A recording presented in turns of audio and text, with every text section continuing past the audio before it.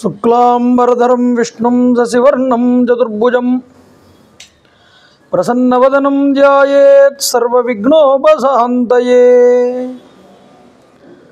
మాలాంగుండీంజడమరుం శూలం శంఖం సుదర్శనం దదానం భక్తవరదం దత్తాత్రేయం నమామ్యహం.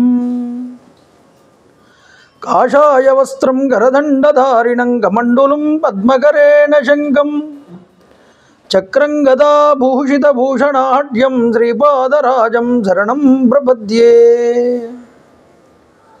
అభ్రశ్యామ పింగజటాబద్ధకళాపప్రాంసుర్దండీ కృష్ణమృగత్వక్పరిధానః సర్వాన్ లోకాన్ భావయాన కవిముఖ్య పారాశర్యః పర్వస్వరూపం వివృణోతు. ఛాయాయాం పారిజాతస్య హేమసింహాసనోపరి ఆసీనమంబుజశ్యామం ఆయదాక్షమలంకృతం చంద్రాననం చతుర్బాహుం శ్రీవత్సాంకితవక్షసం రుక్మిణీ సత్యభామాభ్యాం సహితం కృష్ణమాశ్రయే. సదాశివసమారంభాం శంకరాచార్యమధ్యమాం అస్మదాచార్యపర్యంతాం వందే గురుపరంపరాం. వైదేహీ సహితం సురద్రుమతలే హైమే మహామండపే మధ్యే పుష్పకమాసనే మణిమయే వీరాసనే సుస్థితం అగ్రే వాచయతి ప్రభంజనసుతే తత్వం మునిభ్యః పరం వ్యాఖ్యాంతం భరతాదిభిః పరివృతం రామం భజే శ్యామలం. రామం రామానుజం సీతం భరతం భరతానుజం సుగ్రీవం వాయుసూనూంచ ప్రణమామి పునః పునః. విమలపటి కమలకుటి రుద్రాక్షసహస్తపుటి కామాక్షి పక్ష్మలాక్షి కలిత విపంచి విభాసి వైరించి మనోజవం మహరుతతుల్యవేగం జితేంద్రియం బుద్ధిమతాం వరిష్టం వాతాత్మజం వానరయూధముఖ్యం శ్రీరామదూతం శిరసా నమామి. హరి ఓం. పరమేశ్వర స్వరూపమైన సభకు నమస్కారం. సభాయి నమః. ఆయన కాస్త నెమ్మదిగా మాట్లాడమని చెప్పండి. ఇక్కడ ధర్మరాజు గారి యొక్క జ్ఞాపకార్థం ఈ యొక్క ప్రవచన కార్యక్రమం జరుగుతోంది కాబట్టి ఆయన యొక్క పటానికి పుష్పమాలాలంకృతం చేయవలసిందిగా కమిటీ సభ్యుల్ని కోరుతున్నాను.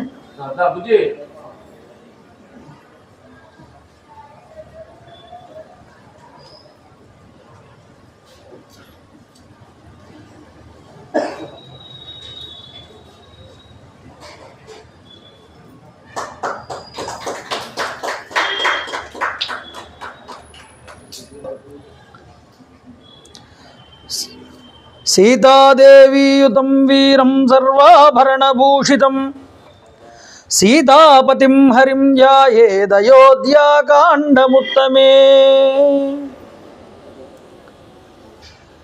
తతస్త్రిపదగాం దివ్యాం శివతోయామశైవలాం దధర్ష రాఘవో గంగాం పుణ్యాం ఋషి నిషేవితాం.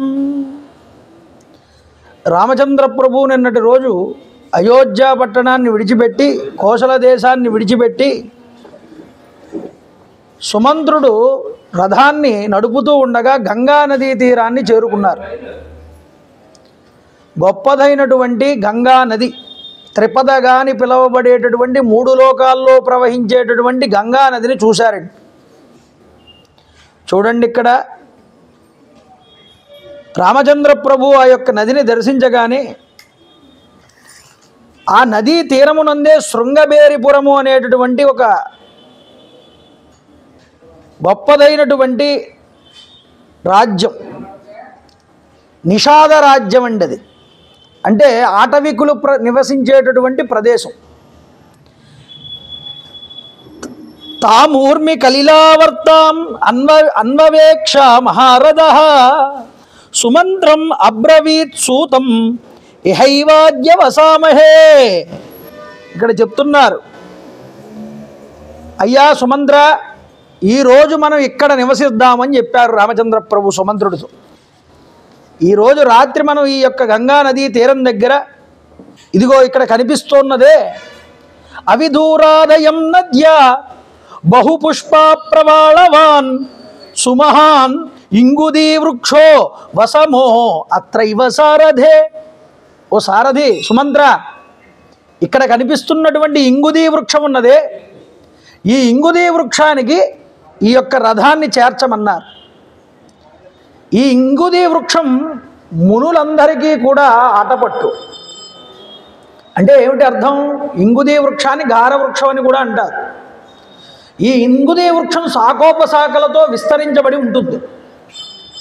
విస్తరించబడి ఉన్నటువంటి ఈ యొక్క ఇంగుది మునులు తపస్సు చేసుకోవడానికి అనువైనటువంటి ప్రదేశం ఇది. కాబట్టి ఇది చాలా విస్తారంగా వ్యాప్తి చెంది ఉన్నది. కాబట్టి ఈరోజు సాయంత్రం ఇక్కడే మనం విశ్రమిద్దాం అని ఆ రథాన్ని పక్కన పెట్టించి ఆ గుర్రాలను విడిపించి రామచంద్ర ప్రభు, సీతామాత, లక్ష్మణస్వామి ఆ చెట్టు నీడ దగ్గరికి చేరారండి. చూడండి, సుమంత్రో అప్యవతిర్యస్మాత్ మోచయిత్వా హయోత్తమాను. ఆ రథాన్ని దిగి సుమంత్రుడు దగ్గర సమీపానికి తీసుకువెళ్ళి కట్టాడు. తత్ర రాజా గుహో నామ రామస్య ఆత్మసమస్సఖ. రామచంద్ర ప్రభువుకి ఆత్మసఖుడు అంటండి. ఆత్మసఖుడు అన్నం వల్ల ఇది వరకు నుంచి కూడా రాముడితో చాలా పరిచయం ఉన్నట్లు కనిపిస్తోంది వాల్మీకి మాటను బట్టి. అంటే చాలా స్నేహితుడు.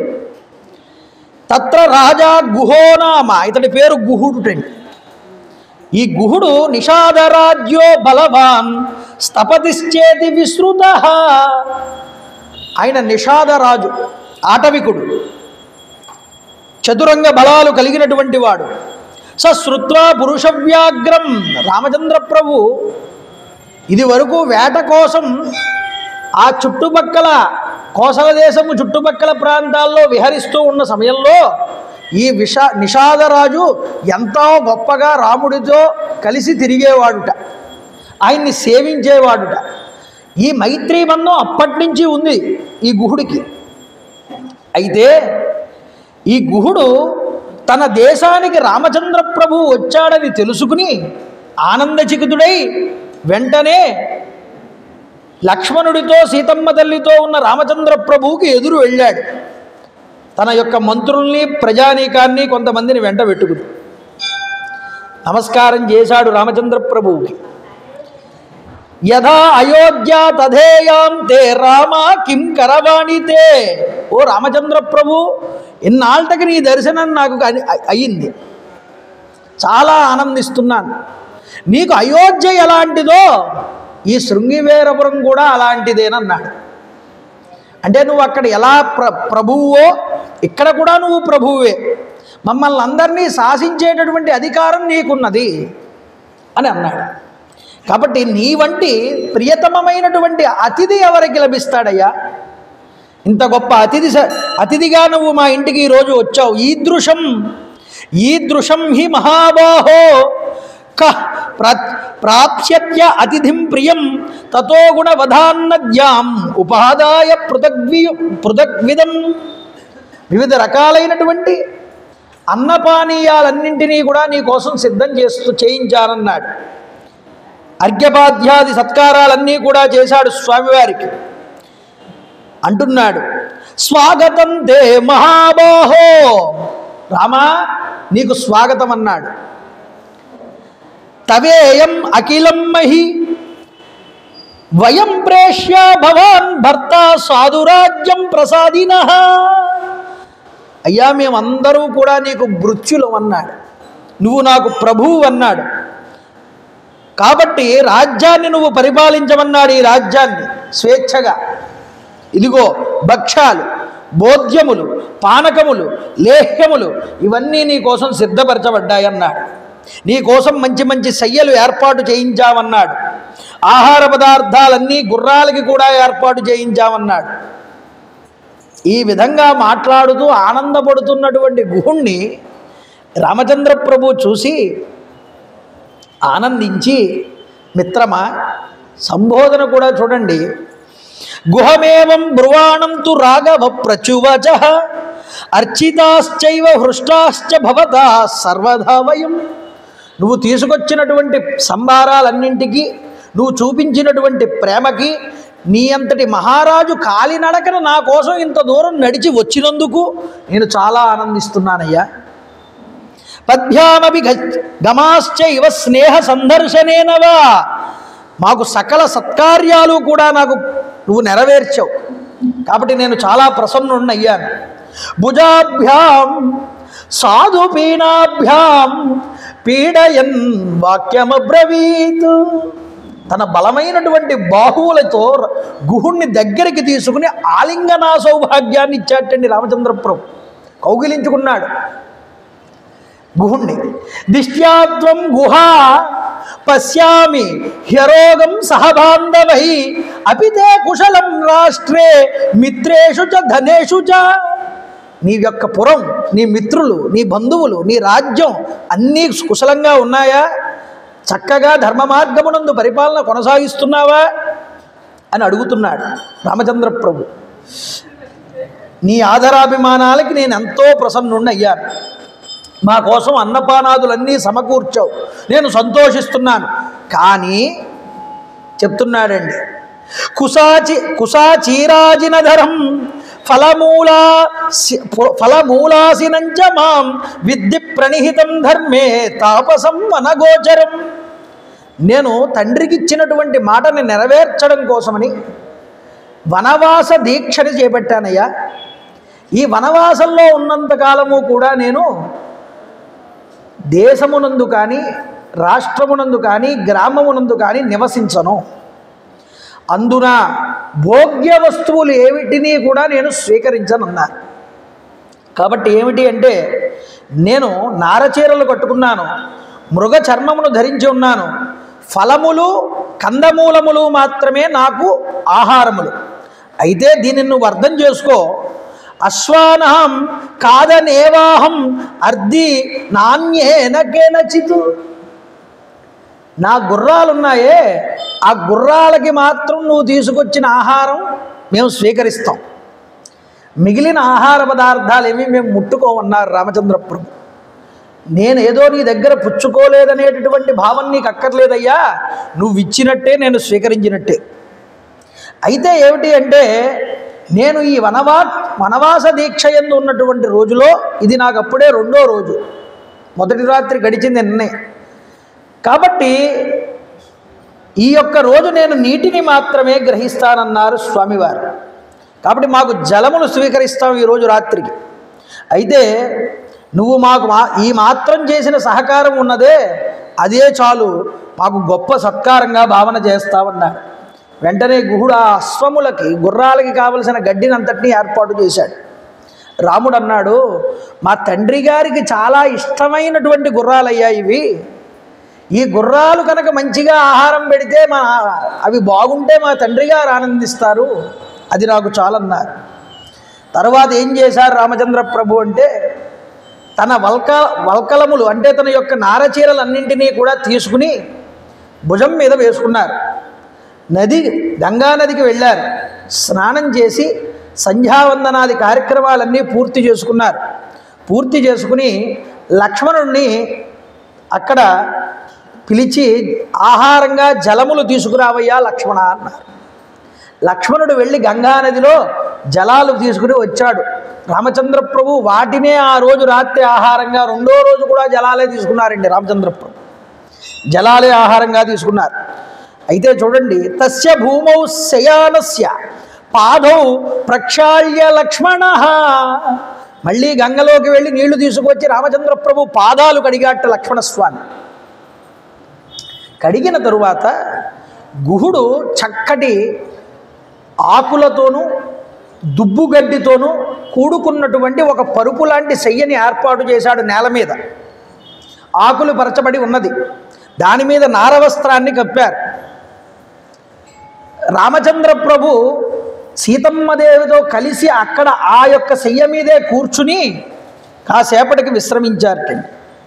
గుహోపి సహసూతేన సౌమిత్రి అనుభాషయన్ అన్వజాగ్రత్ తతో రామం అప్రమత్తో ధనుర్ధర. గుహుడు ధనస్సు ధరించున్నాడు, లక్ష్మణుడు ధనస్సు పట్టుకున్నాడు. వీళ్ళిద్దరూ కాస్త దూరంగా వెళ్ళి సీతమ్మ తల్లి రామచంద్ర ప్రభు భుజాన్ని ఆనుకుని నిద్రిస్తోంది. రామచంద్ర ప్రభు నిద్రిస్తున్నారు. వాళ్ళని జాగ్రత్తగా చూస్తూ చుట్టుపక్కల ప్రదేశాలని కూడా పరిశీలిస్తూ ఈ గుహుడు లక్ష్మణస్వామి దూరంగా వెళ్ళి నించున్నారు. చూడండి, పేరు ప్రతిష్టలు పొందినటువంటి వాడు, మహాత్ముడు రామచంద్ర ప్రభు, సుఖాల్లో పుట్టి పెరిగినటువంటి వాడు, దుఃఖం అనేటటువంటిది తెలియనివాడు, ఈరోజు నేల మీద తృణశయ్య మీద నిద్రిస్తూ ఉండడం చూసి లక్ష్మణుడు చాలా కలత చెందాట. ఈలోపు గుహుడు వచ్చి లక్ష్మణుడితో, నాయనా నువ్వు కూడా రాజకుమారుడివి, చాలా సుఖాల్లో పెరిగినటువంటి వాడివి, సుకుమారుడివి, నువ్వు కూడా హాయిగా విశ్రమించి నీకు కూడా చక్కటి శయ్యను ఒకదాన్ని సిద్ధం చేయిస్తానన్న. ఇక్కడ ఉన్న మేమందరము కూడా మీ సేవకులు, ఇక్కడ వాతావరణానికి మేము చక్కగా తట్టుకోగలం, కాబట్టి నువ్వు సుఖంగా పెరిగిన వాడివి కాబట్టి కాస్త విశ్రమించవయ్యా. ఒకటే చెప్పనా లక్ష్మణ, నీకో విషయం, నువ్వు రాముడి గురించి ఏమీ పెద్ద బెంగ పెట్టుకోక్కర్లేదు. నహి రామాత్ ప్రియతమో మమ అస్తి భువి కశ్చన, ఈ లోకంలో నాకు రాముడి కంటే ప్రియమైనటువంటి వాడు మరొకడు లేడు. భరతుడి యొక్క గుహుడి యొక్క గొప్పదైనటువంటి భక్తి ఎలాంటిదో చూపిస్తాడండి ఇక్కడ వాల్మీకి మహర్షి 2 శ్లోకాల్లో. నాకు రాముడి కన్నా ప్రియమైనటువంటి వాడు మరొకడు లేడు, నేను ఒట్టు పెట్టి చెప్తున్నానంటున్నాడు. చూడండి, బ్రవీం మేతద్దహం సత్యం సత్యేదైవ నచేషపే, నేను సత్యం చెప్తున్నానయ్యా, యథార్థం దైవ సాక్షిగా దీన్ని నేను చెప్తున్నాను. అస్య ప్రసాదాత్ అశంసే లోకే అస్మిన్ సుమహావ్యసః ధర్మావాప్తించ విపులం అర్ధావాప్తించ కేవలం. ఒక్క రామచంద్ర ప్రభు యొక్క అనుగ్రహం కనుక నాకు ఉంటే, గుహుడు చెప్తున్నాడు లక్ష్మణుడితో, ఒక్కటి ఉంటే చాలయ్యా, తదనుగ్రహంగా ఈ లోకంలో శాశ్వతమైనటువంటి కీర్తిని, పరమధర్మ ప్రాప్తిని, అపారమైన ధన సంపదల్ని నేను పొందగలను. రామానుగ్రహం ఒక్కటుంటే నాకు చాలన్నాడు. కాబట్టి రాముడు తప్ప నాకు ప్రియమైన వాడు మరొకడు లేడన్నాడు. నేను దైవం మీద ఒట్టు పెట్టి చెప్తున్నానన్నాడు. పరమ భాగవతోత్తముడండి గుహుడు. భగవంతుడి యొక్క భక్తుల్ని భాగవతులు అంటారు. అలాంటి భక్తులలో గొప్ప అగ్రగణ్యులలో ఒకడుట ఈ గుహుడు. నిజానికి నిషాదుడే అయినా అతడి భక్తి చాలా పరిపక్వత పొందినటువంటి భక్తి. నిన్న చెప్పానుగా, శ్రవణం కీర్తనం విష్ణోహో స్మరణం పాదసేవనం అర్చనం వందనం దాస్యం శక్యం. అర్జునుడిది శక్యభక్తి, అలాగే గుహుడిది శక్యభక్తి. ఎంత గొప్ప శక్యభక్తి అంటే, నావాడు, నా సకుడు, ఆ స్థితికి వెళ్ళిన వాడే. అతడు ఉంటే చాలు నా పక్కన, నేను ఏదైనా చేయగలను. అతడి అనుగ్రహం నా పక్కన ఉంటే చాలు, నేను ఏదైనా పొందగలను. ధనానికి నాకు లోటు ఉండదు, కీర్తి ప్రతిష్టలకి నాకు లోటు ఉండదు, ఎందులోనైనా నేను విజయం సాధిస్తాను. ఇది తన మిత్రత్వంలో, తన యొక్క పక్కన ఉన్నటువంటి మిత్రుడి మీద ఉన్నటువంటి నమ్మకం. ఆ నమ్మకమే, ఆ మిత్రత్వమే భక్తి కింద పరిణమించింది గుహుడికి. కాబట్టి అయ్యా, నాకు రాముడి కన్నా అన్యమైనటువంటిది మరొకటి లేదు అని చెప్పుకున్నాడు. కాబట్టి ఈ అడవి అంతా కూడా నేను సంచరించేటటువంటి వాడిని, నాకు తెలియందంటూ ఏదీ లేదు. ఎంతటి చతురంగ బలాలు వచ్చి మీద పడిపోయినా సరే వాళ్ళని నేను ఆపగలనన్నాడు. ఇలా చెప్తే లక్ష్మణుడు అన్నాడు నమస్కారం చేసి గుహుడికి, గుహ, నువ్వు నిజానికి అలాంటి సమర్థుడివే, నేను కాదన్నా. నువ్వు ఎంతమంది వచ్చినా నువ్వు ఇక్కడ అందరినీ నిలవేయగలవు, రక్షించగలవు మమ్మల్ని. కానీ నా అన్నగారు తెల్లవారితే కోసల దేశానికంతటికీ కూడా ప్రభువు, అలాంటి చక్రవర్తి స్థానాన్ని అధిష్ఠించవలసినటువంటి నా అన్నగారు ఎప్పుడూ కూడా మృదువైనటువంటి పట్టు వస్త్రాలు ధరిస్తూ ఆ యొక్క పట్టు పాన్పుల మీద నిద్రించేటటువంటి సుకుమారమైన శరీరం కలిగిన రామచంద్ర ప్రభు ఈరోజు కఠిన కంటకావృతమైనటువంటి నేల మీద ఇలాగ సీతమ్మ తల్లితో తన భార్యతో కలిసి నిద్రించడం ఉన్నదే. ఈ దృశ్యాన్ని చూస్తే నాకు నిద్ర రమ్మంటే ఎలా వస్తుందయ్యా ఆలోచించు. కథం దశరథౌ భూమౌ శయనే సహసీతయా, అలా నిద్రిస్తున్న నా అన్నగారిని చూసి నాకు నిద్ర రమ్మంటే ఎక్కడి నుంచి వస్తుంది? శక్యా నిద్ర మయా లుబ్ధం జీవితం వా సుఖానివా, మనసుకు ఊరట లేదు, సుఖాలు కలగట్లేదు.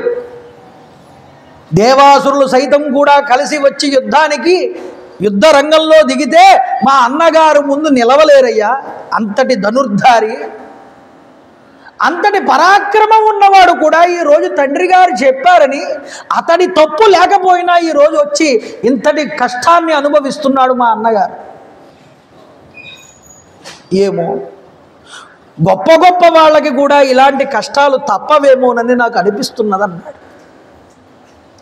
ఎంత గొప్ప వాళ్ళకైనా మనిషిగా భూమి మీదకి వచ్చిన తర్వాత అండి ఒక పరీక్షా సమయం అనేటటువంటిది ఉంటుంది. మనం చిన్న చిన్న కష్టాలు వస్తేనే తట్టుకోలేము. రేపన్నటి రోజు చక్రవర్తి పదవిని అనుసరించాల్సినటువంటి అంతటి సుకుమారుడైనటువంటి రాముడు తండ్రి మాట నిలపాలనేటటువంటి ధర్మం ఆచరించాలని ఎంత కష్టాలు పడుతున్నాడయ్యా ఈరోజు. కాబట్టి గాథా సప్తసతి అని ఒక గ్రంథం ఉన్నది, అందులో కూడా చెప్తారు ఒక మాట, అర్చిత గుణా అపి గుణినో లభంతే లఘుత్వం కాలేనా. మహాత్ములు పూజనీయులైనటువంటి వారికి కూడా కొన్ని కొన్ని సమయాల్లో లఘుత్వం అంటే చిన్న వాళ్ళు కొంతకాలం ఏమిటంటే మరుగున పడిపోతారట, కాలమహిమ వల్ల కనిపించరు, వాళ్ళకి కూడా దుఃఖాలు తప్పవన్నారు. ఇదే ప్రశ్న ధర్మరాజు దౌమ్యుణ్ణి అడుగుతాడు విరాట పర్వంలో. ఏమండి విరాట పర్వం ప్రారంభం అవుతోంది, అప్పుడే అజ్ఞాతవాసంలోకి వెళ్తున్నారు. చూడండి, ద్వైతవనం కామ్యకవనం అరణ్యవాసం చేసినప్పుడల్లా ఈ రెండు వనాల్లోనే తిరిగారు. ద్వైతవనం నుండి అజ్ఞాతవాసంగా విరాట నగరానికి వెళ్దామని రాత్రికి రాత్రి బయలుదేరారు. వెళ్తూ వెళ్తూ మధ్యలో ఇక పురోహితుడైనటువంటి దౌమ్యుల వారికి నమస్కారం చేసి, అయ్యా ఇక మీరు వెళ్ళండి, మేము అజ్ఞాతవాసంలోకి వెళ్తున్నామంటాడు ధర్మరాజు. అంటూ ఒక ప్రశ్న అడుగుతాడు, ఏమండి 12 సంవత్సరాలు ఈ అరణ్యవాసం చేసాం, ఇప్పుడు ఒక సంవత్సరం కాలం పాటు అజ్ఞాతవాసంలోకి వెళ్ళిపోతున్నాం, ఈ జీవితానికి ఈ కష్టాలు ఈ సంవత్సరంతో మాకు తీరుతాయా లేకపోతే తీరవా? మా జీవితం అంతా సగానికి సగం ఈ అరణ్యాల్లో గడపడానికే సరిపోయింది. చిన్నతనంలో మాకు శత్రువులు ఎక్కువై మా వెనకాల బలం లేక మేము అరణ్యాల పాలయ్యాం కొంతకాలం. వివాహమై రాజ్యం చేతికొచ్చిన తర్వాత కూడా ఇప్పుడు మళ్ళీ అరణ్యవాసాలు అనుభవించవలసి వస్తున్నది. ఇది ఆ జీవితం ఇంక ఇలా గడపవలసిందేనా? దీనికంటూ ఒక ఒడ్డు తీరం లేదా అని అడుగుతాడు. దౌమ్యుల వారు అంటారు, నాయన ఎవడి ప్రారబ్ధ కర్మని ఎవడు మాత్రం తప్పించగలడు? భగవంతుడికి వెళ్ళి కొబ్బరికాయ కొట్టి దేవుణ్ణి ప్రార్థన చేసినంత మాత్రాన ప్రారబ్ధ కర్మ తప్పిపోతుంది అంటే అంతకన్నా అవివేకం మరొకటి లేదు. భగవంతుడు ప్రారబ్ధ కర్మని కావాలని అనుభవింప చేయిస్తాడు మన చేత. ఎందుకు అనుభవింప చేయిస్తాడు అంటే, నువ్వు చేసిన పుణ్యము పాపము ఉంటే అందులో పాపం కొండలాగా పెరిగిపోయి ఉంటుంది, అదంతా ఒకేసారి అనుభవింపజేస్తే నువ్వు తట్టుకోలేవని ఒక్కొక్క జన్మలో దాన్ని తరిగింపజేస్తూ ఉంటాడు. తగ్గించడానికి ప్రయత్నం చేస్తే మనం దాన్ని పెంచుకుంటూ పోతూ ఉంటాం.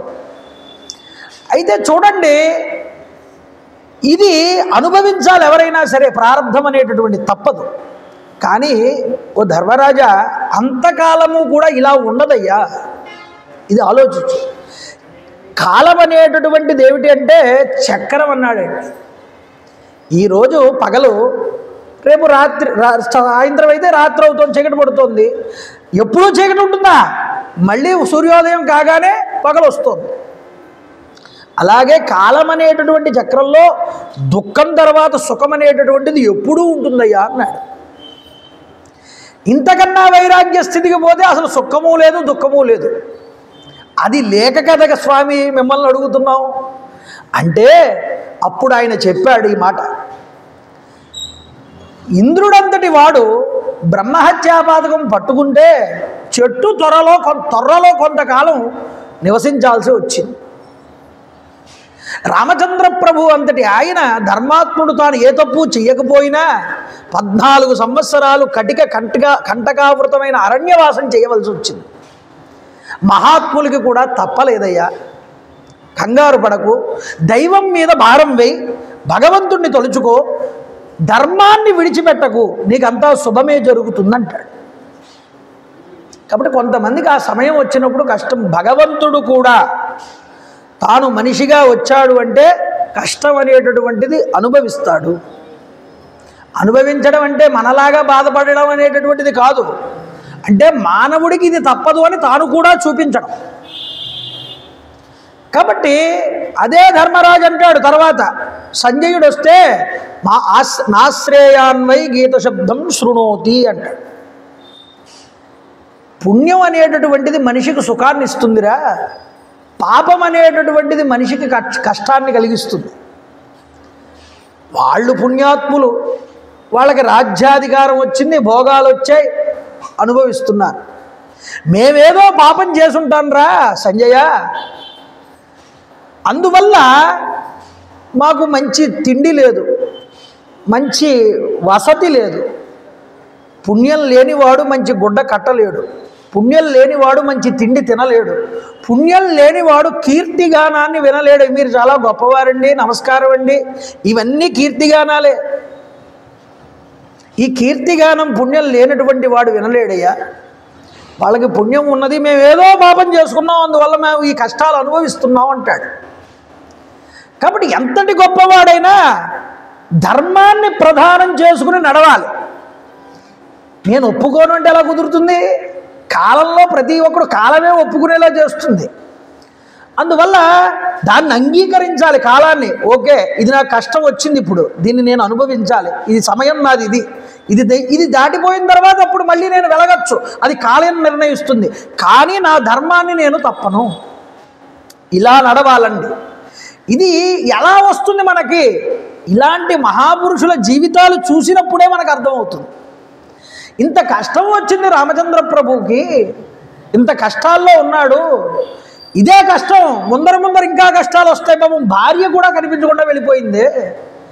అలాంటి సమయంలో తన ధర్మాన్ని ఎలా పట్టుకున్నాడు అంటే, ధర్మం పట్టుకుంటే నాకు ఎప్పటికైనా అది నన్ను కాపాడుతుందనేటటువంటి ఒక నమ్మకం రాముడికి బలంగా ఉన్నది.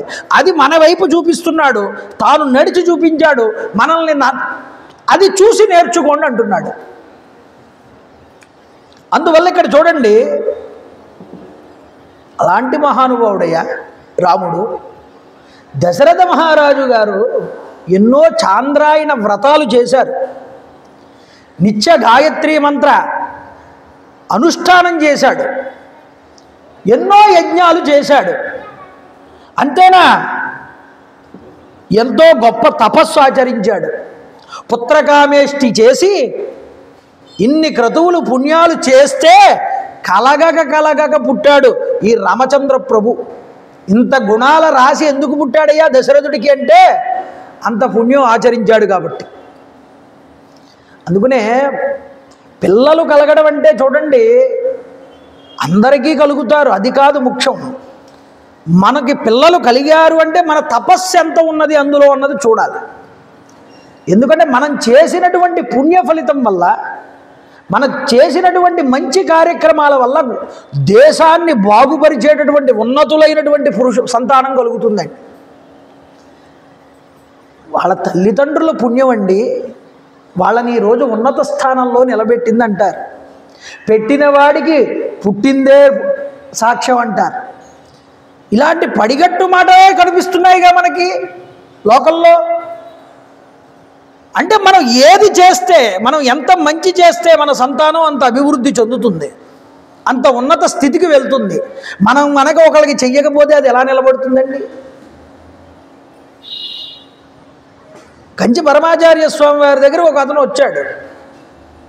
ఏమండి, నేను ప్రభుత్వ ఉద్యోగం చేస్తున్నాను, మొన్నే నాకు ప్రమోషన్ వచ్చింది,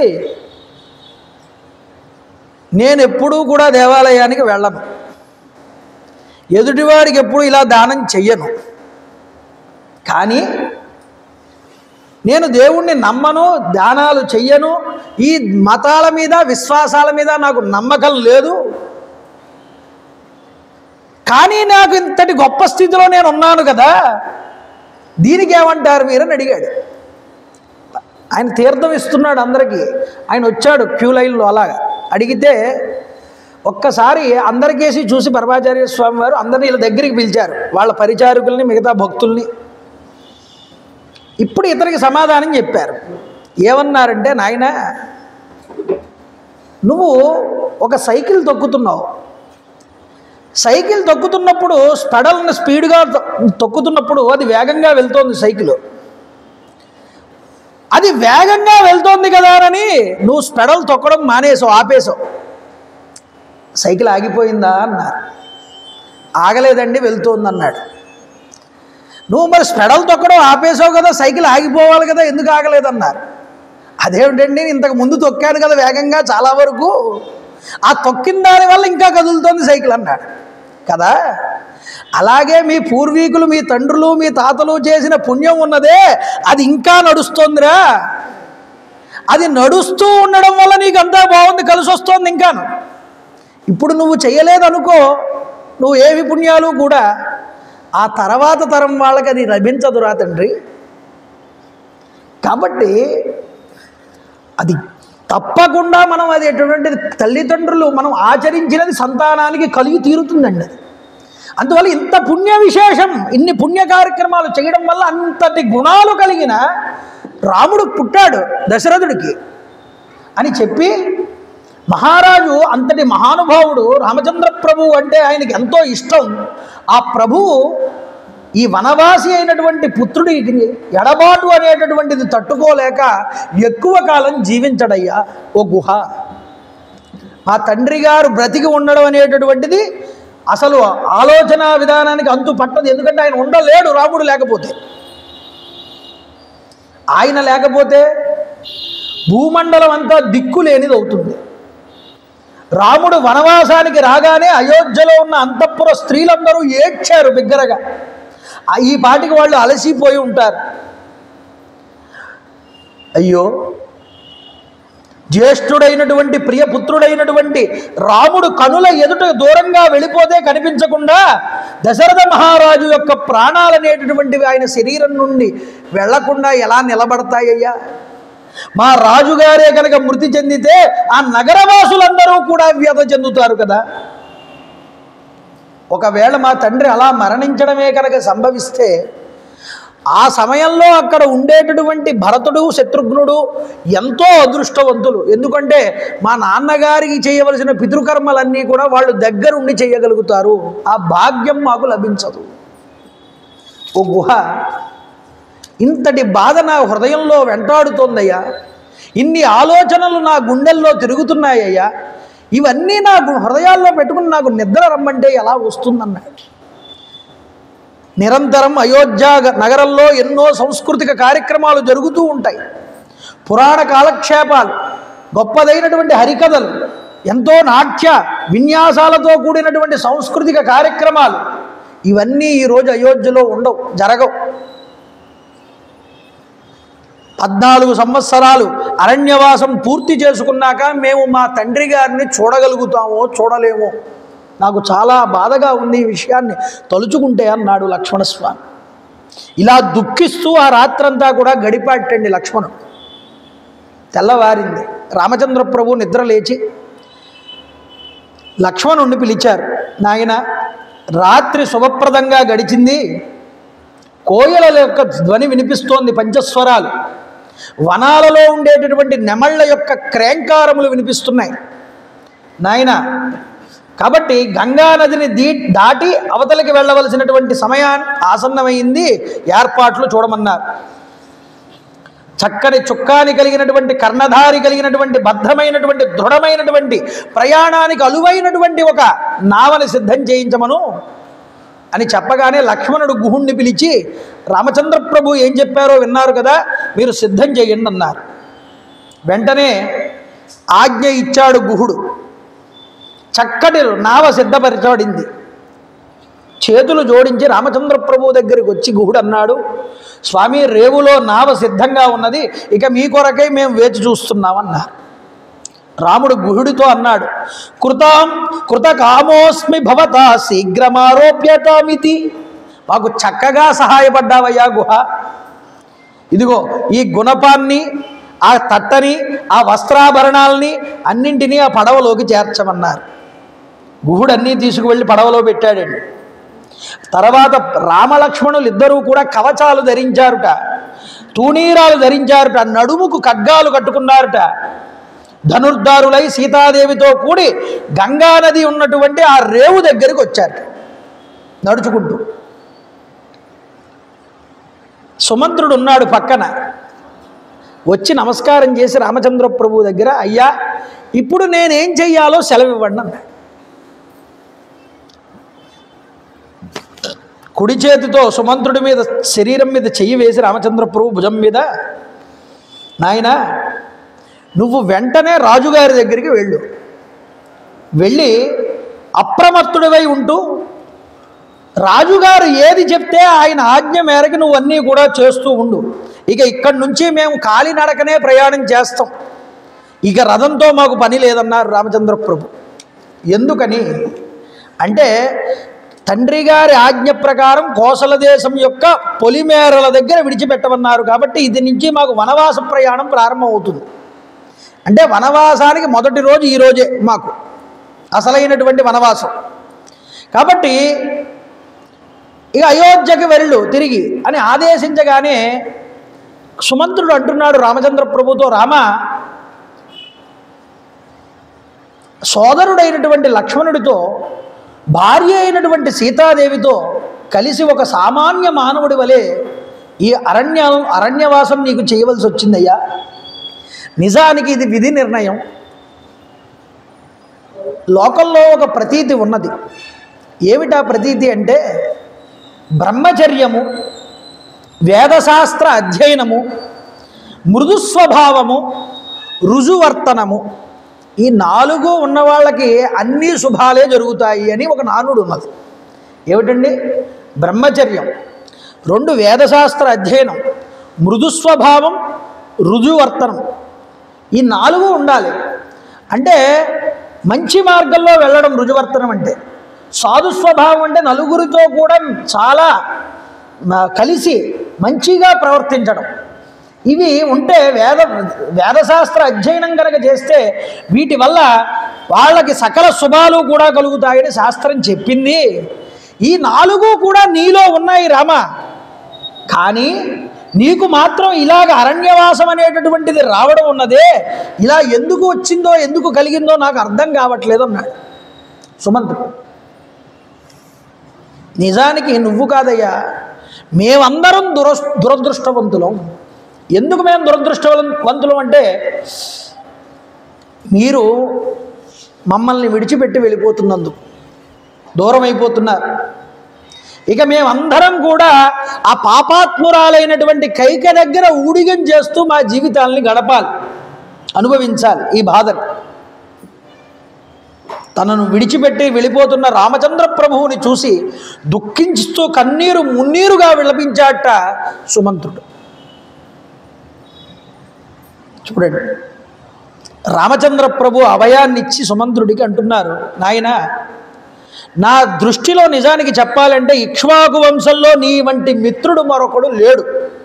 నా ఇక్ష్వాకు వంశ ప్రభువులందరికీ నువ్వు తలలో నాల్క వంటి వాడివి చెప్పడానికి.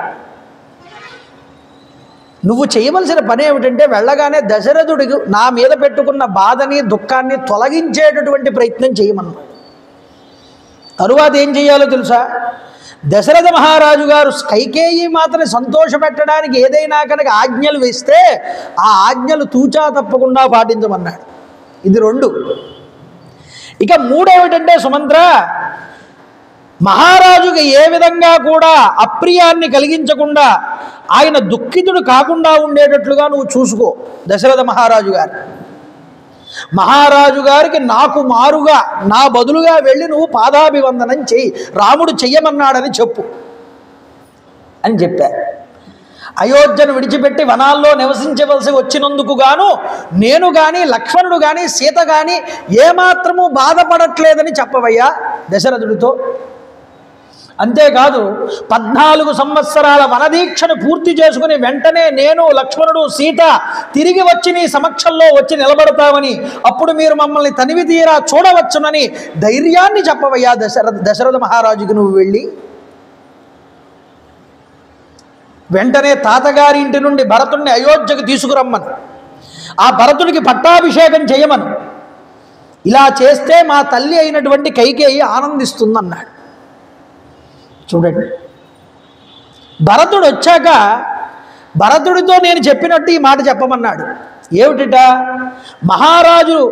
మహారాజునందువలే తల్లులందరినీ కూడా, మహారాజు గారిని నువ్వు ఎలా చూసుకుంటావో మిగతా తల్లులందరినీ కూడా అంతే విధంగా గౌరవాదరాలతో చూసుకో అని చెప్పు. నేను చెప్పినట్టు నీ తల్లి అయిన కైకేయీదేవి వలె సుమిత్రాదేవిని కౌసల్యాదేవిని కూడా తల్లిలాగానే చూసుకోమని చెప్పారు. ఇక అయోధ్యకు వెళ్ళవయ్యా తిరిగి అన్నాడు. ఈ మాటలు చెప్పిన తర్వాత రాముడు కళ్ళంపట నీళ్లు కారుతూనే ఉన్నాయండి సుమంత్రుడికి. కారుస్తూ ఆయన అంటున్నాడు, రామ నేను నీతో ఒక మాట విన్నవించుకుంటానన్నాడు. ఏమిటా మాట? నీ మీద చనువుతోనో లేదా నీ మీద భక్తితోనో ఇలా మాట్లాడచ్చో లేదో నాకు తెలియదు, కానీ నేను ఈ యొక్క మాట నీతో విన్నవించుకుంటున్నాను అన్నాడు. కాబట్టి రామ, లోకమర్యాదకు భంగం ఏర్పడినా సరే నువ్వు నన్ను భక్తుడిగా భావన చేసిన మాటను స్వీకరించు. నీ ఎడబాటును అయోధ్యానగరం పుత్రుణ్ణి కోల్పోయినటువంటి తల్లిలాగా వ్యాకులపాటు చెందుతోందయ్యా, బాధపడుతోంది అయోధ్యానగరం నువ్వు లేకపోవడం వల్ల. నేను ఎలా వెళ్ళి ఏ మొహం పెట్టుకుని అయోధ్యకు వెళ్ళాలి ఇప్పుడు చెప్పు. అక్కడికి బయలుదేరి నేను వెళ్తే అయోధ్యలో అడుగు పెట్టగానే అయోధ్యావాసులందరూ వచ్చి నన్ను అడుగుతారు రాముడేడి అని. వాళ్ళు రాముడేడి అని అడిగితే నా రథంలో ఉన్నటువంటి ఖాళీ రథాన్ని చూసి వాళ్ళందరూ గుండె పగిలిపోయి ఏడుస్తారు రాముడు లేడని. రాముడు లేకుండా ఒక్క సారథితో మాత్రమే కూడి ఉన్న ఈ శూన్య రథాన్ని చూసి నాయకుణ్ణి కోల్పోయిన సైన్యంలాగా అయోధ్యానగరం దిక్కులేని దైన్యానికి లోనవుతుందయ్యా. వీళ్ళందరికీ నేను సమాధానం చెప్పుకోలేనన్నాడు. పోనీ వీళ్ళందరికీ ఏదో సమాధానం చెప్పుకున్నానే అనుకో, మీ తల్లి అయిన కౌసల్యాదేవికి నేనేం సమాధానం చెప్పను. నా కుమారుడు ఎడిక సుమంత్ర అని అడిగితే పోనీలే ఆవిడ్ని కాస్త ఊరడిద్దామనే ఉద్దేశ్యంతో అమ్మా ఏమీ కంగారు పడకు, నీ కుమారుణ్ణి తీసుకువెళ్ళి అతని మేనమామ ఇంట్లో దిగబెట్టాను, అక్కడ సుఖంగా ఉంటాడు ఈ 14 సంవత్సరాలని అబద్ధం ఆడానే అనుకోండి. అది అసత్యం అవ్వడం వల్ల నేను అసత్యం ఆడిన దోషం పొందుతాను కదండి. పోని ఉన్న నిజాన్నే అమ్మ అక్కడ అరణ్యాల్లో దింపి వచ్చాను అని చెప్తే ఆవిడ గుండె పగిలిపోతుంది. ఇలా కూడా ఆవిడ బాధకి నేను గురి చేసిన వాడిని అవుతాను.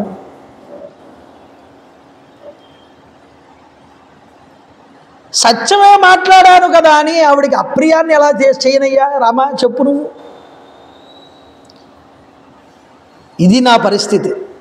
కాబట్టి ఏం చేస్తానంటే వనవాసానుయానాయ మాం అనుజ్ఞాతుమర్హసి, నువ్వు నీ యొక్క వనవాసానికి నన్ను కూడా అంగీకరించు, నేను కూడా నీతో అరణ్యానికి వచ్చేస్తాను సుమంత్రుడు. నీ ముందు నడుస్తానయ్యా, నీకు దారి చూపిస్తూ నీ 14 సంవత్సరాల కాలం నీతో హాయిగా జీవితాన్ని గడిపేస్తాను, నన్ను నీతో ఉండే అనుగ్రహాన్ని ఇవ్వమన్నాడు. చూడండి, నువ్వు యువరాజు అయితే నీ ముందు కూర్చుని నేను రథసారథ్యం చేద్దామని అంతగానో ఆనందపడ్డాను. ఈ ఆశలన్నీ కూడా అడి ఆశలు అయిపోయాయి. ఏం చేయమనయ్యా? ఓ భక్తవత్సల తిష్టంతం భర్తృపుత్ర గతేపతి, నువ్వు మా మహారాజు గారి యొక్క కుమారుడు, వనవాసంలో నిన్ను సేవించుకుని నీ వెంట ఉండేటటువంటి భాగ్యాన్ని నాకు కలగచేయి. నేను నీ భక్తుణ్ణన్నాడు, భృత్యుణ్ణన్నాడు, నీ యొక్క సేవాధర్మాన్ని చేసుకునే అదృష్టాన్ని నాకు అనుగ్రహించమన్నాడు, నన్ను విడిచి వెళ్ళొద్దన్నాడు. సుమంత్రుడు అంతటి వాడండి, ఆయన అంత పెద్దవాడు రాముడి కన్నా. రాముడు తన గుణాల చేత కట్టిపాడేశాడండి అందరినీ కూడా. నిన్ను విడిచిపెట్టి ఉండలేను రామ అన్నాడు. అప్పుడు వెంటనే రామచంద్ర ప్రభు, సుమంత్ర, నా మీద నీకున్నటువంటి ప్రేమ అభిమానం అంతా నాకు తెలుసయ్యా, నువ్వు నాతో అరణ్యానికి రావడానికి నాకేం అభ్యంతరం లేదు, కానీ నిన్ను తిరిగి అయోధ్యకి వెళ్ళమనడానికి ఒక ముఖ్య కారణం ఉన్నదన్నాడు రామచంద్ర ప్రభు. ఏమిటా ముఖ్య కారణం అంటే, నగరీం త్వాం గతం దృష్ట్వా జననీమే యవీయసి కైకేయీ ప్రత్యయం గచ్చేత్ ఇతి రామో వనంగతః. నువ్వు అరణ్యాల నుంచి వెళ్ళి అయోధ్య పట్టణంలో నువ్వు దశరథుడికి రాముణ్ణి అరణ్యాల్లో దింపాను అని చెప్తే కైక అప్పుడు నిజంగా నేను అరణ్యానికి వెళ్ళానని విశ్వసిస్తుంది.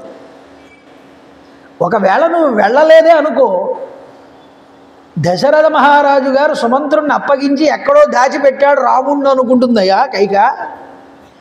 అప్పుడు దశరథుడు ఇచ్చినటువంటి మాట నెరవేర్చలేదనే నింద దశరథుడి మీద పడుతుంది, మా తండ్రి మీద. మా తండ్రి గారిని సత్యవాక్ పరిపాలన మీద నిలబెట్టాలి అంటే నువ్వు వెళ్ళి సాక్ష్యంగా కనిపించాలి అయోధ్యలో కైకేయికి, అప్పుడు ఆవిడ మనస్సు శాంతిస్తుంది. అందుకోసం నిన్ను పంపుతున్నాను అయోధ్యకి, కాబట్టి తప్పదు నాన్న, నువ్వు వెళ్ళాలన్నారు. ప్రధాన లక్ష్యం ఇదేనన్నారు. అప్పుడు చెప్పిన తర్వాత రాముడు రథసారథి అయినటువంటి సుమంత్రుడిని ఓదార్చి గుహుడితో మాట్లాడుతున్నారటండి. నేదానీం గుహా యోగ్యో అయం వాసో మే సజనే వనే అవశ్యం హాశ్రమోవాస కర్తవ్యస్తద్గతో విధి. జనసమ్మర్ధముగా ఈ ప్రదేశంలో నేను ఉండకూడదు కాబట్టి, జనాలు ఉండేటటువంటి ప్రదేశం కాబట్టి తండ్రి ఆజ్ఞను తీసుకుని అనుసరించి నేను ఆశ్రమాలలో నివసించాలన్నాడు. చూడండి, కాబట్టి తండ్రి గారికి ఇహలోక పరలోక సుఖాలు ప్రాప్తించడానికై నేను తాపసులు పాటించేటటువంటి భూశయనాన్ని, ఆహార విధానాల్ని పాటించాలి, నియమాల్ని. సీతాలక్ష్మణుల సహకారంతో జడలు ధరించి వనమునకు వెళ్ళాలనుకుంటున్నాను, మర్రిపాలు సిద్ధం చేయవయ్యా అన్నాడు. ఏమండి, ఇక్కడ ఒక్క ప్రశ్న వస్తుంది మనకి. ఆలోచన చెయ్యాలి గ్రంథం తెలుసుకునేటప్పుడు కానీ, గ్రంథం చదివేటప్పుడు కానీ. మనకు 4 ఆశ్రమాలు ఉన్నాయి. ఒకటి గృహస్థాశ్రమం, ముందు బ్రహ్మచర్యం, గృహస్థాశ్రమం, వానప్రస్థాశ్రమం, సన్యాసం. బ్రహ్మచర్యం అయిన తర్వాత వివాహం చేసుకుని గృహస్థాశ్రమంలోకి వెళ్తారు. గృహస్థాశ్రమం అయిన తర్వాత వానప్రస్థాశ్రమంలోకి వెళ్తారు, అరణ్యానికి వెళ్ళి తపస్సు చేసుకోవడం మొదలైంది. ఇక వానప్రస్థం అయిపోయిన తర్వాత సన్యాసం అన్నిటినీ విడిచిపెట్టేస్తారు. ఒకదాని తర్వాత ఒకటి తీసుకోవాలండి. లేదు నీకు మొదటినే వైరాగ్యం వచ్చేసింది అనుకుంటే దానంతటది రావాలి, ఏదో మనం తీసుకునేటటువంటి ఉద్దేశంతో తీసుకోకూడదు. వస్తే వైరాగ్యం కావాలంటే సన్యాసమే తీసుకోవచ్చు బ్రహ్మచర్యం నుంచి డైరెక్ట్గా. కానీ ఒక ఆశ్రమం నుంచి ఇంకో ఆశ్రమానికి వెళ్ళిన తర్వాత ఆ ఆశ్రమం నుంచి మళ్ళీ వెనకాలికి రావడానికి ఉండదండి. బ్రహ్మచర్యం కింద తీసుకున్న తర్వాత గృహస్థ అయిన తర్వాత నేను మళ్ళీ బ్రహ్మచర్యంలోకి వస్తానంటే అవదు. బ్రహ్మచర్యంలో నుంచి వెళ్ళి గృహస్థు నుంచి వానప్రస్థుకి వెళ్ళి వానప్రస్థు నుంచి మళ్ళీ గృహస్థాశ్రమంలోకి వస్తానంటే అవదు. సన్యాసం స్వీకరించాక నేను మళ్ళీ గృహస్థ అవుతానంటే అది అవదు. అంటే వెనక్కి రావడం ఉండదయ్యా. ఏదైనా ఆశ్రమం చేంజ్ అయ్యామంటే ఇంక మళ్ళీ పై ఆశ్రమానికి వెళ్ళొచ్చు కానీ కింద ఆశ్రమానికి రావడానికి ఉండదు. మరి రామచంద్ర ప్రభు వానప్రస్థాశ్రమంలోకి వెళ్తున్నారు కదండి.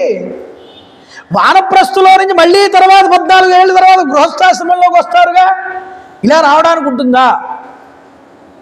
ఇది ప్రశ్న. అయితే చూడండి, రాముడు స్వీకరించేది వానప్రస్థాశ్రమం కాదు. తల్లి ఏం కోరుకుంది? నవపంచచ వర్షాణి దండకారణ్యమాశ్రిత చీరాజిన జటాధారి. 14 సంవత్సరాలు రాముడు దండకారణ్యాలలోకి వెళ్ళి నివసిస్తూ నారవస్త్రాలు ధరించి మునివేష సదృశుడై జీవనాన్ని గడపాలి అన్నది. అంటే ఇది ఆశ్రమం కాదు, ఇది వానప్రస్థు కింద దీక్ష వహించాడు 14 సంవత్సరాలు. అర్థమవుతుందా? అంటే తాను క్షత్రియుడు, క్షత్రియ ధర్మాన్ని విడిచిపెట్టలేదు. చూడండి, మీరు అర్థం చేసుకోవాలి. అందుకనే దీక్ష అంటే ఎవడి ధర్మాన్ని వాడు చేసుకుంటూనే దీక్ష చెయ్యొచ్చు. అయ్యప్ప స్వామి మాల వేసుకున్నా వాడు బ్రాందీ షాప్లో పనిచేస్తే ఉద్యోగం మానక్కర్లేదు. వాడు ఉద్యోగం వాడు చూసుకుంటూ తాగకుండా ఉంటే చాలు. అర్థమవుతుందండి? అలాగే తన ధర్మం తాను చేస్తున్నాడు, క్షత్రియ ధర్మంలోనే ఉన్నాడు, ధర్మం మార్చలేదు. చూడండి మీరు, అందుకనే ధనస్సు పట్టుకున్నాడు చేత్తో. క్షత్రియ ధర్మంలో ఉంటూ వానప్రస్థ దీక్ష తీసుకున్నాడు అంతే. అంటే మునులు ఎలాంటి జీవనం గడుపుతారో అలాంటి జీవనం గడుపుతూ ఉంటాను 14 ఏళ్ళు, అది విషయం.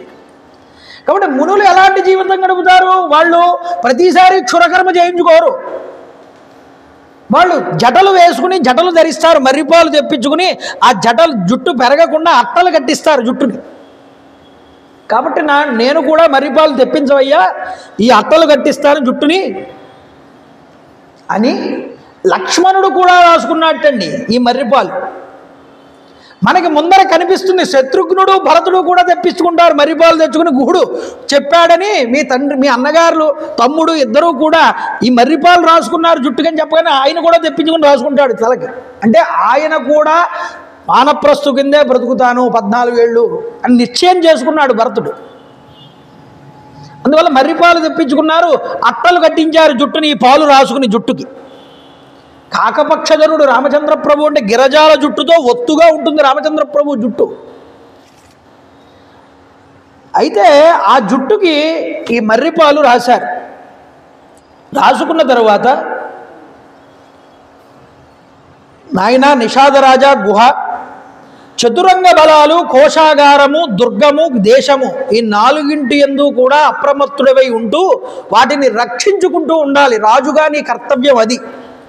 జాగ్రత్తగా నీ దేశాన్ని పాలించుకో అని చెప్పి ఆశీర్వదించి రామచంద్ర ప్రభు నావ సిద్ధంగా ఉంది, నావ దగ్గరికి నడిచారు.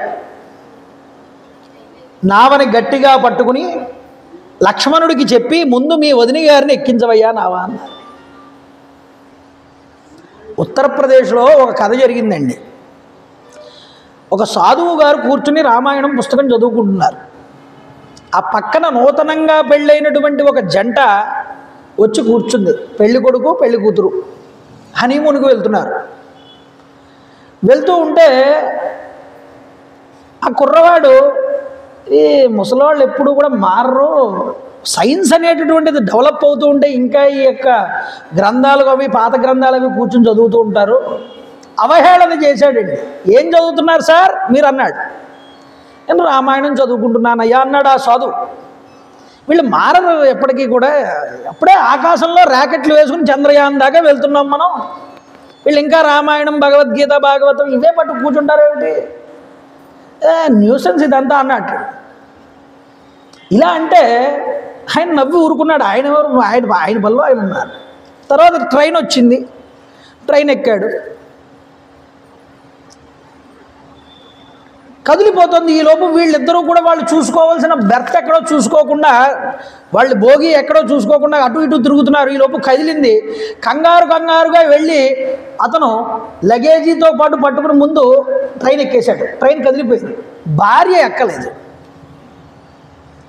భార్య ఎక్కలేకపోయేటప్పటికి భార్య పరిగెత్తుతుంది ట్రైన్ వెనకాల. నువ్వు రా గమ్మునరా అని చెయ్యిస్తున్నాడు. చెయ్యిస్తే మాత్రం ఆవిడ పరిగెత్తుందండి. నన్ను వదిలిపెట్టి వెళ్ళిపోతావా అని తిడుతోంది. ఇంక ఏం చేయాలి, ఫైన్ కడితే కడదామని చైన్ లాగాడు. ఆఖరికి ఇంక తిట్లు పురాణం భరించలేక పాపం ఎక్కిన తర్వాత కూడా మొత్తం ఆవిడ తిడుతూనే ఉంది భర్తని. ఈయన కేసు చూశాడు, సాధువు కేసు. ఆయన చిన్న చిరునవ్వు నవ్వాడు. వీడికి పరువు పోయినంత పని అయింది. ఆయన అన్నాడు, నువ్వు కనుక ఈ గ్రంథం చదివి ఉంటే నీకు ఈ పరిస్థితి వచ్చేది కాదయ్యా అన్నాడు. ఆశ్చర్యపోయాడు ఆ కుర్రవాడు. ఏమిటి, ఈ గ్రంథం చదివితే నాకు ఈ పరిస్థితి వచ్చేది కాదా, ఎలాగా అని అడిగాడు. రామాయణంలో రాముడు కూడా అరణ్యానికి వెళ్ళినప్పుడు గంగా నదిని దాటవలసి వచ్చింది. అప్పుడు ముందు తాను పడవ ఎక్కకుండా లక్ష్మణుడి చేత ముందు తన భార్యని పడవ ఎక్కించాడు. తర్వాత లక్ష్మణుడు ఎక్కాడు, తర్వాత రాముడు ఎక్కాడు. నువ్వు రామాయణం చదివి ఉండుంటే ముందు ట్రైను నీ ఆవిడని ఎక్కించేవాడిది, తర్వాత నువ్వు పరిగెత్తి ఎక్కగలవుగా. కాబట్టి రామాయణం చదివుంటే నీకు ఈ పరిస్థితి రాకపోయేదండి. ఇప్పుడు అతను అన్నాడు, సార్ ఈ పుస్తకం ఎక్కడ దొరుకుతుంది? అతను అడిగిన ప్రశ్న అది. కాబట్టి రామాయణం నీకు బ్రతుకు ఎలా బ్రతకాలో నీకు రామాయణం చెప్తుంది. కాబట్టి రాముడు ఎక్కలేదు పడవ, ముందు సీతమ్మ తల్లిని ఎక్కించాడు పడవ. ఎక్కి తర్వాత లక్ష్మణుడిని ఎక్కమని, తర్వాత ఈ యొక్క సామాగ్రిని అంతటినీ పడవలో వేసి తాను ఎక్కాడు. చూడండి, శాస్త్ర మర్యాదను అనుసరించి ఆచమనం చేశారు గంగానదిలో. ఆచమనం చేసి రామలక్ష్మణులు ఇద్దరూ కూడా మర్యాదగా గంగానదికి నమస్కారం చేసి, ఈరోజు ఎలా పడితే అలా చూస్తాం మనం, నదుల్ని కలుషితం చేస్తున్నాం. గంగని పవిత్రమైనటువంటి తల్లిగా భావన చేశాడు రాముడు అక్కడ. అమ్మా, నీ మీద ప్రయాణం చేస్తున్నాం మేము, జాగ్రత్తగా అవతల ఒడ్డుకు చేర్చు మమ్మల్ని అంటూ వేదంలో చెప్పబడిన మంత్రాలని ఉచ్చరించాట రామచంద్రప్రభు. ఉచ్చరించి అప్పుడు అడుగు పెట్టాడు ఆ పడవలోకి, ఎక్కాడు పైకి. గంగానది ప్రవాహం మధ్యలోకి వెళ్తోంది ఈ పడవ. చక్కటి చుక్కాని దారి చూపిస్తూ ఆ యొక్క పడవ వేగంగా ముందుకు వెళ్తోంది. చూడండి, మధ్య భాగంలోకి వచ్చేటప్పటికి సీతాదేవి దోసిలి ఒగ్గి నమస్కారం చేసింది గంగాదేవికి. పుత్రో దశరథస్యాయం మహారాజస్య ధీమతః నిదేశం పారయిత్వేమం గంగే త్వదభిరక్షిత. తండ్రి గారి మాట నిలబెట్టడం కోసం, దశరథుడి మాటని కీర్తిని నిలబెట్టడం కోసం ఈరోజు తన పెద్ద కుమారుడైనటువంటి రాముడు అరణ్యవాసానికి వెళ్తున్నాడమ్మా ఓ గంగాదేవి, అతడి ప్రయాణం సుగమమయ్యేటట్లు చేయమన్నది. 14 వర్షాణి సమగ్రాణ్యుష్యకాననే, 14 సంవత్సరాలు అరణ్యాల్లో వనవాసాన్ని పూర్తి చేసుకున్నాక మళ్ళీ మేము తిరిగి వస్తాం ఇదే మార్గంలో. వచ్చినప్పుడు అమ్మా నిన్ను అనుగ్రహించమని కోరుతున్నాం. దేవి శుభగే క్షేమేణ పునరాగత, మేము క్షేమంగా మళ్ళీ తిరిగి వచ్చేలాగా మమ్మల్ని అనుగ్రహించమని. కాబట్టి ఓ గంగ త్రిపదగా బ్రహ్మలోకంలో విష్ణువు యొక్క పాదముల దగ్గర ఉద్భవించి ఆ లోకాలన్నీ చూసి వచ్చినటువంటి దాన నిన్ను అనుగ్రహించమని కోరుకుంటున్నానన్నది. అలా కనుక నువ్వు మమ్మల్ని అనుగ్రహిస్తే గవాం శతసహస్రాణి వస్త్రాణి అన్యంచ పేషలం, 1000 గోవులు, అన్నదానాలు, భక్ష్య పదార్థాలు, సురాపాత్రలు, అలాగే మాంస భక్ష్యాలు అన్నింటినీ కూడా నీ పేరు చెప్పి అందరికీ కూడా దానం చేస్తానంది ఆవిడ. ఇవన్నీ చెప్పడమే కాదమ్మా, కేవలం ఇవే కాదు, వచ్చిన తర్వాత గంగానదీ తీరం దగ్గర ఉన్నటువంటి పుణ్యక్షేత్రాలని తీర్థాలని వచ్చి సేవించుకుంటానంది. ఇలా నమస్కారం చేసింది గంగామాతకి. అందువల్ల మనం ఆ ఆచారం నదిని మీద వెళ్తున్నప్పుడు ఎప్పుడూ నదికి నమస్కారం చేయాలి, చేసి తీరాలి. ఎందుకంటే ఆ నది వల్ల మనం బ్రతుకుతున్నాము, అది గుర్తుపెట్టుకోవాలి ఇప్పుడు కూడా. అందువల్ల నదికి నమస్కారం చేసింది. చేసిన తర్వాత దక్షిణ తీరం వైపుకు దిగిందిటండి ఈ నావ. ఆగింది, దిగారు వాళ్ళు. దిగి సీతాలక్ష్మణ సమేతుడై రామచంద్ర ప్రభు వనంలోకి ప్రవేశించాడు. లక్ష్మణుడితో అంటున్నాడు రామచంద్ర ప్రభు, జనసంచారం కలిగినటువంటి ప్రదేశాలన్నింటినీ కూడా మనం దాటుకుని వచ్చాం. ఇవి నిర్జనమైనటువంటి ప్రాంతాలు, ఇక్కడ మనుషులు ఎవరు ఉండరు. నువ్వు రక్షణ విషయంలో సావధానుడవై ఉండు, సీతమ్మ తల్లి యొక్క రక్షణ విషయంలో కాస్త జాగరూకుడవై ఉండమన్నాడు. అందుకోసం నువ్వు ముందు నడు, తరువాత సీత నడుస్తుంది, సీత వెనకాల రక్షణగా, మీ ఇద్దరికి రక్షణగా నేను నడుస్తానన్నాడు రామచంద్రప్రభు. చూడండి తమ్ముడా లక్ష్మణ, మనం పరస్పరము కూడా సీతని రక్షించుకుంటూ ఉండాలి. ఇంతవరకు క్లిష్టమైన పరిస్థితులు ఏవీ కూడా రాలేదు. ఇక మీదట అలాంటి సంఘటనలు కనుక ఏర్పడేటటువంటి సూచనలు ఉంటాయి. కాబట్టి నేటి నుండి సీతాదేవిని ఈ వనవాస క్లేశాలు ప్రారంభమవుతాయి సీతకి అని చెప్తున్నాడు పక్కన రామచంద్ర ప్రభు. ఆ విధంగా వాళ్ళు నడుస్తూ కనుచూపు మేర కనిపించేంత వరకు కాళ్ళు ఎత్తి మరీ సుమంతుడు చూశాట. ఇక వాళ్ళు కనుచూపు మేరలో అదృశ్యమైన తర్వాత బాధపడుతూ వెనుదిరిగి గుహుడు యొక్క ఆశ్రమంలోకి వెళ్ళాడు, ఆ యొక్క రాజ్యంలోకి విశ్రమించడానికి. వత్సదేశంలో అడుగుపెట్టారు రామచంద్ర ప్రభు. గంగానదికి దక్షిణం వైపుకు వెళ్ళి వత్సదేశంలోకి వెళ్ళి చాలా దూరం నడిచిన తర్వాత ఆకలి వేసింది వాళ్ళకి. రామచంద్ర ప్రభు క్షత్రియ ధర్మాన్ని అనుసరించి ఇక్కడ అంటున్నాడు. అందుకనే తౌతత్ర క్రమేణ వత్సాన్ ముదితానుపాగమతు క్షత్రియ ధర్మాన్ని తాను అనుసరిస్తూ వేట చేశాట. ఏమేం చేశాట? చతురో మహామృగాన్, 4 రకాలైనటువంటి మృగాల్ని వేటాడేట రామచంద్ర ప్రభు.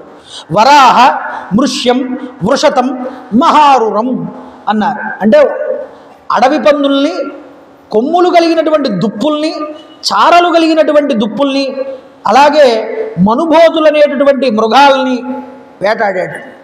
వేటాడి వాటి మాంసాన్ని తీసుకొచ్చి వాటిని బాగా పచనం చేసి తాను తిని లక్ష్మణుడికి పెట్టి సీతమ్మ తల్లికి పెట్టాడు.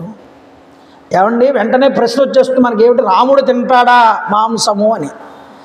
అసలు మాంసము తినడం అనేటటువంటిది హిందూ ధర్మంలో ఎప్పటి నుంచో ఉన్నది, అదేమి దోషం ఏమీ కాదండి. అయితే క్షత్రియుడు హాయిగా మాంసాహారం తింటాడు, అతను తినాలి కూడా.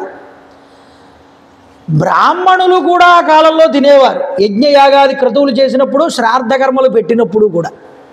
త్రేతాయుగం మాట అండి. అయితే బ్రాహ్మణులు తిన్నా, ఇప్పుడు ఒక హోమం చేసేవారు, హోమమో యజ్ఞమో చేసేవారు, చివరిలో పూర్ణాహుతి అని ఒకటి ఉంటుంది. పూర్ణాహుతి అంటే ఏమిటి? ఆ పేరులోనే అర్థం చేసుకోండి మీరు. పూర్ణం అంటే మొత్తం, ఆహుతి మొత్తాన్ని ఆహుతి ఇచ్చేయడమే పూర్ణాహుతి. ఏమిటి మొత్తం ఆహుతి ఇచ్చేయడం? తనని తానుగా సమర్పించేసుకోవడం. దేనికి? అగ్నికి. అంటే ఋషులు వాళ్ళు యజ్ఞం అయిపోయిన తర్వాత పూర్ణాహుతి సమయంలో వాళ్ళుగా అగ్నిలోకి ప్రవేశించేవారు. అయితే ఏమవుతుంది? అగ్నిహోత్రుడు కాల్ చేస్తాడుగా, కాల్ చేసిన తర్వాత కొత్త దేహంతో బయటకు వచ్చేవారు. మరి ఆ శక్తి ఇప్పుడు లేదుగా. మరి ప్రత్యామ్నాయం ఏమిటి? ఒరే, మాషచక్రాలు తినండి, అంటే గారెలు వేసుకుని తినండి మాంసం బదులు, కలియుగంలో అంతటి శక్తి ఉండదు అని బ్రాహ్మణులకి నిషిద్ధం చెప్పారు. వ్రతాదులు పాటించేవాళ్ళు, నియమనిష్టలతో ఉండేవాళ్ళు, దైవీ సంపత్తి యందు నిరంతరము ఉండేవాళ్ళు, బలాన్ని ఉపయోగించని పని చేసే వాళ్ళకి ఈ మాంసాన్ని నిషేధం చేశారండి కలియుగం.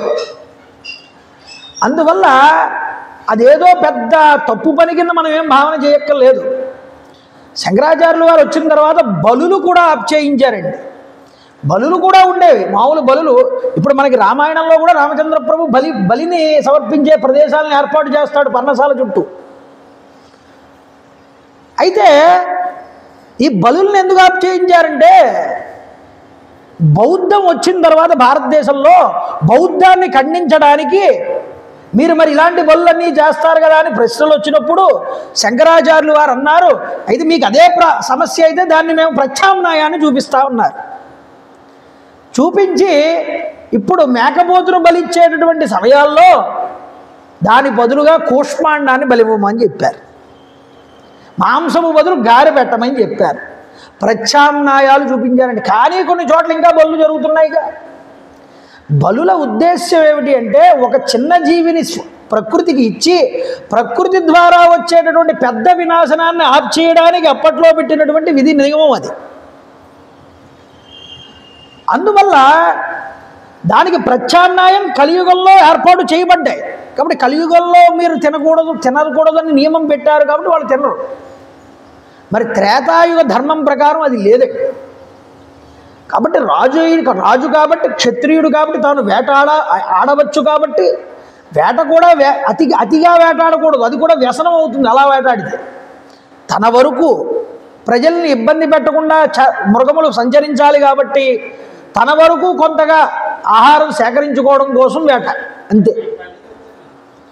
అందువల్ల ఆయన ఈ మృగాలని వేటాడి తీసుకొచ్చి తాను తిని, లక్ష్మణుడు తిని, సీతమ్మ తల్లి తిన్న తరువాత ఒక చెట్టు నీడని ఆశ్రయించారు. ఒక పెద్ద చెట్టు ఉన్నది, ఆ చెట్టు నీడ దగ్గరికి వెళ్ళారు. రాముడు లక్ష్మణుడితో అన్నాడు, ఈరోజు రాత్రి మనం ఇక్కడే విశ్రమిద్దాం, సీతని చాలా జాగ్రత్తగా చూసుకునే విషయంలో మన ఇద్దరము కూడా యామరపాటు లేకుండా ఉండాలి అని చెప్పారు. చెప్పిన తర్వాత కాసేపు అక్కడే కింద ఒక శయ్య లాంటిది ఆకులతో ఏర్పాటు చేసుకుని దాని మీద కూర్చున్నారట. సీతాదేవి నిద్రిస్తోంది. రాముడు లక్ష్మణుడు కూర్చుని మాట్లాడుకుంటున్నారు. మాట్లాడుకుంటూ ఉంటే లక్ష్మణుడితో రామచంద్ర ప్రభు అంటున్నారు, లక్ష్మణ చూసావా అయ్యా, అనూహ్యంగా వచ్చి పడిపోయినటువంటి ఈ కష్టాలు మనకి మహారాజు యొక్క నిస్పృహమైనటువంటి స్థితిని పరిశీలించి చూస్తూ ఉంటే ధర్మార్థ కామాల కంటే కామానిదే పై చేయమో ఒక్కొక్కసారి నాకు అనిపిస్తోంది అన్నాడు. రాముడు అంతటి వాడు అలా మాట్లాడతాడా? కానీ ఇక్కడ మాట్లాడేటండి, అది గొప్ప విషయం. దీని గురించి మనం ఇక్కడ విచారించాలి కాస్త. అయితే లక్ష్మణ తను చెప్పినట్టు నడుచుకునేటటువంటి పుత్రుణ్ణి ఏ తండ్రి అయినా వదులుకుంటాడయ్యా? ఎవ్వరూ వదులుకోరు. కానీ నా తండ్రి దశరథుడు ఈరోజు నన్ను విడిచిపెట్టాడు. ఎందుకు విడిచిపెట్టాడు? కైకి యొక్క ప్రేమకి లోనై ఆవిడ ఎందు ఆకర్షితుడై నన్ను విడిచిపెట్టాడు. రాముడి మాటలు చాలా ఆశ్చర్యాన్ని కల్పిస్తాయండి ఇక్కడ. అయితే చూడండి, స్త్రీ మాటలు విని ఎవరైనా సరే ఇలా నాలాంటి కొడుకును విడిచిపెట్టేస్తారయ్యా లక్ష్మణ? ఆలోచించు. సుఖ సంతోషాలతో హాయిగా జీవిస్తున్న ప్రజలు కలిగినటువంటి విశాలమైన కోసల దేశానికి మహారాజు అయినటువంటి భరతుడు భార్యతో కూడి సర్వసుఖాలు అనుభవిస్తాడు ఈ రోజు నుంచి. నియమంగా నిజంగా ఈ యొక్క కైకేయి పుత్రుడైనటువంటి భరతుడు ఎంతటి భాగ్యశాలో కదా అంటున్నాడు. చూడండి, మహారాజేమో వయసు మళ్ళినటువంటి వృద్ధుడు, నేనేమో అడవుల పాలైపోయాను. కాబట్టి అతడొక్కడే సమస్త రాజ్యాన్ని తిరుగులేనటువంటి ప్రభు అవుతాడు భరతుడు. పురుషార్థాల్లో అతి ముఖ్యమైన ధర్మార్థములు గాలికి వదిలిపెట్టి కామ పరతంత్రుడైనటువంటి వాడు దశరథ మహారాజులాగానే ఇడుముల పాలవుతాడు అని మనకి స్పష్టంగా కనిపిస్తుంది. లక్ష్మణ తండ్రిని ఇలా అంటున్నాడు, కైకి హాయిగా ఉంటుందంటున్నాడు, భరతుడి అదృష్టమే అదృష్టం అంటున్నాడు. రాముడి మాటలు చూడండి, వినండి, జాగ్రత్తగా అర్థం చేసుకోండి. నాయన, నన్ను అరణ్యాలకి పంపడానికి దశరథ మహారాజు గారిని మృత్యువునికి అప్పగించడానికి భరతుడికి పట్టాభిషేకం చేయడానికి వచ్చిందేమో కైక అనిపిస్తోంది నాకు ఒక్కొక్క సమయంలో. నన్ను అరణ్యాలకి పంపించేయడానికి, దశరథుడిని మృత్యుపాలు చేయడానికి, భరతుడికి రాజ్య పట్టాభిషేకం చేయడానికి. అందుకే అడుగుపెట్టినట్టుంది కైక అయోధ్యలో. కైకేయి రాజ్యాధికారం ప్రాప్తించడంతోనే గర్వాన్ని పొందింది. మంచి చెడ్డలు మర్చిపోయి నా నిమిత్తంగా ఈరోజు కౌసల్యని సుమిత్రని కూడా బాధ పెడుతుందయ్యా. నువ్వు లేవు దగ్గర నేను ఉండను. ఇప్పుడు యుక్తాయుక్త విచక్షణ మర్చిపోతుంది కైక, మన తల్లులిద్దరినీ బాధ పెడుతుంది. లక్ష్మణ, నా కారణంగా నీ తల్లి అయినటువంటి సుమిత్రాదేవి రక్షణా బాధ్యత నువ్వు వదిలిపెట్టకూడదు. కాబట్టి ఇప్పుడే నువ్వు అయోధ్యకు వెళ్ళిపోవాలి. ఇంత దూరం వచ్చాక చూడండి, నువ్వు అయోధ్యకు వెళ్ళిపో. అయోధ్యకు వెళ్ళిపోయి సుమిత్రాదేవిని జాగ్రత్తగా చూసుకో నీ తల్లిని. ఎందుకంటే నా తల్లిని నేను ఎలాగో జాగ్రత్తగా చూసుకోలేని పరిస్థితుల్లో ఉన్నాను. నిజానికి మా తల్లి నన్ను కొన్న తర్వాత ఎన్నో ఆశలు పెట్టుకుని ఉంటుంది. రేపు అన్న రోజున ఇంటికి పెద్దవాడు రాజు అవుతాడు, వీడు రాజు అయిన తర్వాత నా సమస్యలన్నీ నా బాధలన్నీ పోతాయి. మా అమ్మ కోరుకున్న ఆ కోరికను నేను తీర్చలేకపోయాను లక్ష్మణ. నాకన్నా మా అమ్మ మందిరంలో ఉన్నటువంటి గోరువంక చిలక చాలా గొప్పవన్నాడు. ఎందుకని అంటే కౌసల్యాదేవి పూజా మందిరంలో పూజ చేసిన తర్వాత నైవేద్యం పెడుతూ ఎవరో పిలిచారని అటువైపు వెళ్తే ఈ నైవేద్యాన్ని తినేయడానికి ఒక పిల్లి వచ్చింది అక్కడికి. ఆ పిల్లిని చూడగానే ఆ యొక్క పంజరంలో ఉన్నటువంటి గోరువంక ఈ చిలకతో అన్నదిట, ఏమని? మన్యే ప్రీతి విశిష్టాస మత్తో లక్ష్మణ సారిక యస్యాస్త శ్రూయతే వాక్యం సుఖ పాద మరేర్దశ. ఓ సుఖ, ఓ చిలుక, వెళ్ళి ఆ పిల్లి యొక్క కాలు కొరికాయి అంటోందిట ఈ గోరువంక. ఎందుకని? కౌసల్యకి శత్రువైనటువంటి పిల్లిని ఆ యొక్క పని చేయనివ్వకుండా ఆపడానికి ప్రయత్నించింది గోరువంక. మా తల్లికి శత్రువైన కైకేయ మా తల్లిని బాధ పెడుతూ ఉంటే ఆపలేని స్థితిలో నేను ఈరోజు ఇక్కడ ఉన్నాను.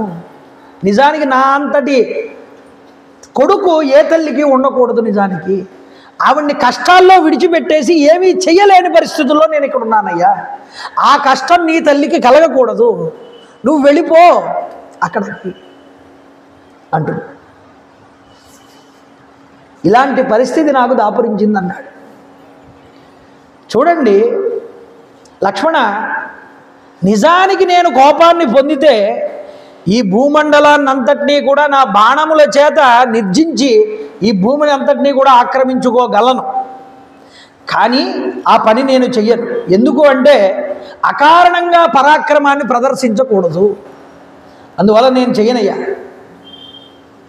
అధర్మానికి భయపడి పరలోక భీతి కారణం చేత నేను వెనుకాడుతున్నానన్నాడు. కాబట్టి అధర్మం నేను చెయ్యను కాబట్టి పరలోకమునందు కూడా అధర్మం చేసిన వాడికి ఎటువంటి ఉన్నత లోకాలు ఉండవు కాబట్టి దానికోసం నేను ఆలోచిస్తున్నానన్నాడు.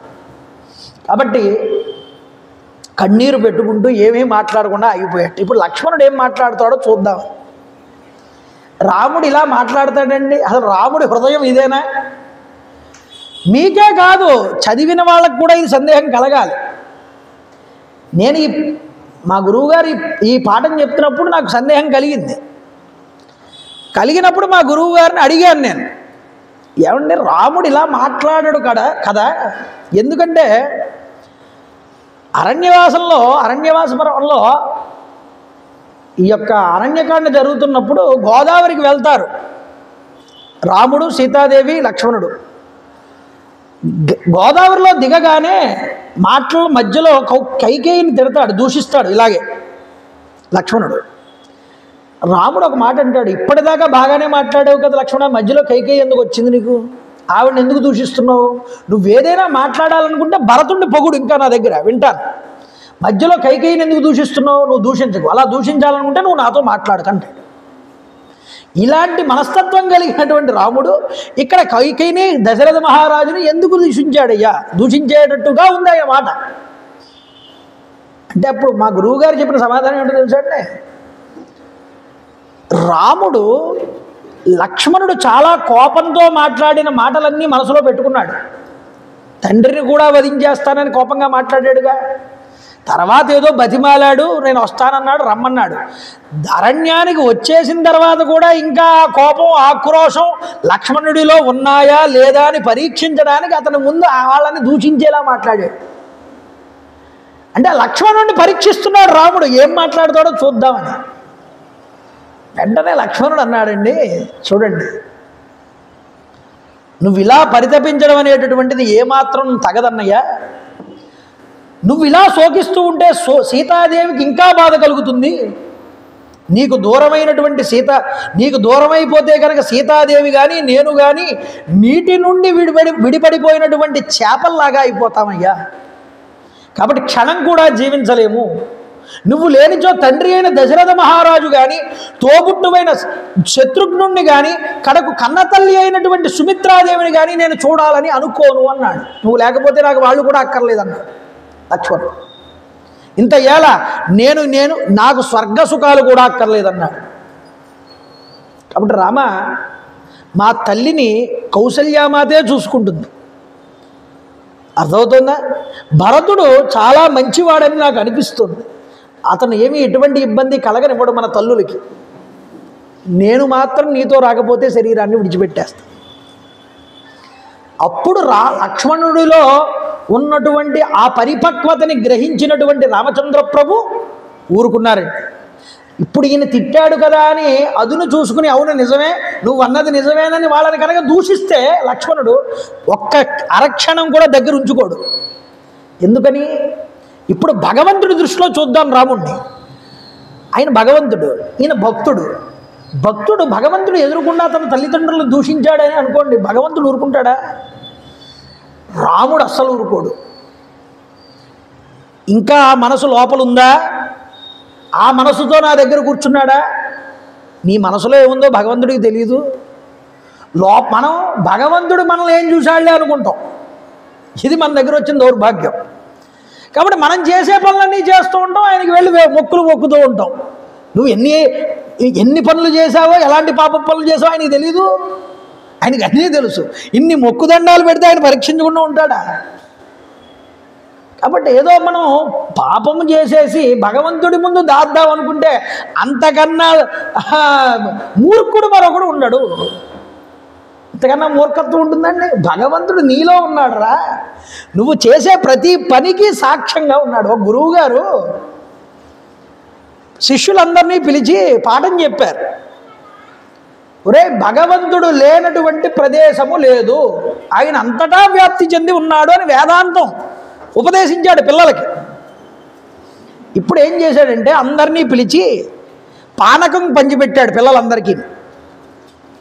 ఒరే, మీరందరూ ఈ పానకం తాగండి గ్లాసులు తీసుకుని, కానీ ఒక షరత్ అని చెప్పాడు. ఏమిటా షరతు అంటే, ఎవరు చూడని ప్రదేశంలోకి వెళ్ళి మీరు ఈ పానకం తాగాలన్నాడు. సరే గురువు గారు అన్నాడు. ఒక్కొక్కడు తలుపు వెనకాలకి వెళ్ళాడు, ఒకడు గదిలోకి వెళ్ళి తలుపు వేసుకున్నాడు, ఒకడు మంచం కింద దూరాడు, ఒకడు ఎవరు చూడనటువంటి ప్రదేశంలో గడ్డిబాబులోకి దూరాడు, ఒకడు నదిలో నీళ్ళల్లోకి వెళ్ళి దూరాడు. ఇలా అందరూ కూడా దూరి కాసేపటి తర్వాత వచ్చి గురువు గారి దగ్గర తాగేశాం గురువు గారు అన్నారు. ఎవరైనా చూసారా మిమ్మల్ని? చూడలేదండి అన్న. ఒకడు వచ్చాడండి శిష్యుడు, వాడు పానకం తాగకుండా వచ్చాడు. నువ్వెందుకు తాగలేదురా అన్నాడు. నేను ఎవరు చూడనటువంటి ప్రదేశంలో ఉండి తాగమన్నారుగా మీరు, నాకు ఎవరు అలాంటి ప్రదేశం నాకు ఎక్కడా కనిపించలేదు గురువు గారు అన్నాడు. ఒరే, నీకు వేదాంతం బాగా అర్థమైందిరా అన్నారు గురువు గారు. ఎందుకురా, ఎందుకు నీకు ఎవరు కనిపించని ప్లేస్ ఎందుకు దొరకలేదన్నాడు ఆయన. మీరే చెప్పారుగా వేదాంతం చెప్పినప్పుడు భగవంతుడు అంతా నిండి ఉంటాడని. ఆయన చూడని ప్రదేశం ఎక్కడుంది? నేను చూడకుండా తాగడానికి? భగవంతుడు చూస్తాడని నేను తాగిన దాన్ని, అందుకునే నేను తెచ్చేసాను తాగకుండా అన్నాడు. కాబట్టి మనం చేసే ప్రతి పని భగవంతుడు చూస్తూ ఉంటాడు. ఈ నమ్మకం ఉన్నవాడు భయాన్ని పొంది ఉంటాడు. ఎలాంటి భయం అది? ఆరోగ్యమైన భయం అది. అంటే తప్పు పని చేయడానికి ఆలోచిస్తాడు. ఇది మనం చేయకూడదు, ఎందుకంటే ఎవడో చూడలేదు కదా అని మనం చేస్తాం, కానీ చూసేవాడు ఒకడు ఉన్నాడు. ద్రౌపది వస్త్రాపహరణం జరిగినప్పుడు శ్రీకృష్ణ పరమాత్మ అక్కడ లేరండి.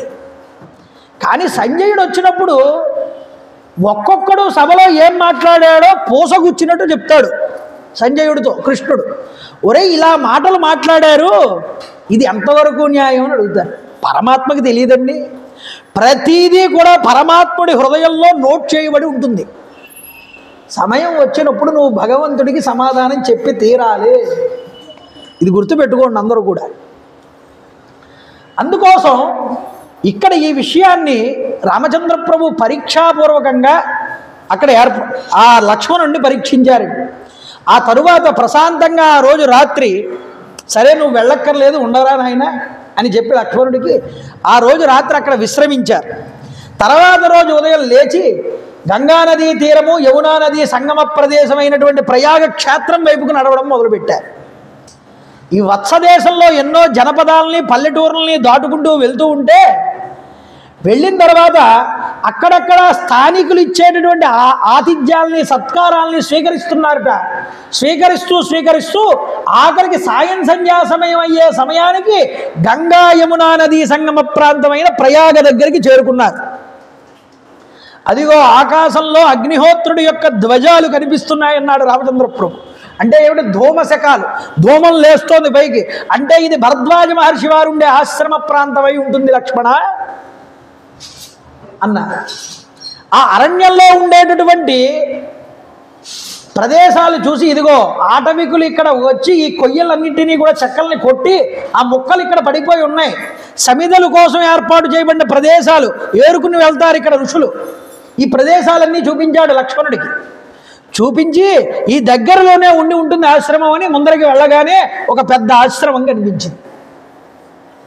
ఈ ధనస్సుని బాణాలని చూసి అక్కడ ఉన్నటువంటి మృగాలన్నీ కూడా భయపడుతున్నాయిటండి వీళ్ళని చూసి.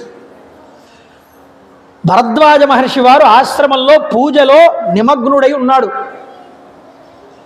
అక్కడికి శిష్యులు ఉన్నారు. శిష్యులకి చెప్పారు, నేను దశరథ మహారాజు పుత్రులం, ఇలా వచ్చాం, భరద్వాజ మహర్షి వారిని చూడాలనుకుంటున్నామని. వెంటనే వెళ్ళి చెప్పారు. ఆయన ఆజ్ఞ తీసుకుని లోపలికి వచ్చారటండి రాముడు, లక్ష్మణుడు, సీతమ్మ. నమస్కారం చేశారు భరద్వాజ మహర్షికి. అయ్యా, మేము దశరథ మహారాజు గారి యొక్క పుత్రులు, రామలక్ష్మణులు అంటారు. ఈ సాధ్వి నా భార్య సీత, వైదేహి జనక మహారాజు గారి యొక్క కూతురు, ఉత్తమురాలు. నన్ను అనుసరించి నాతో పాటు అరణ్యాలకు వచ్చింది.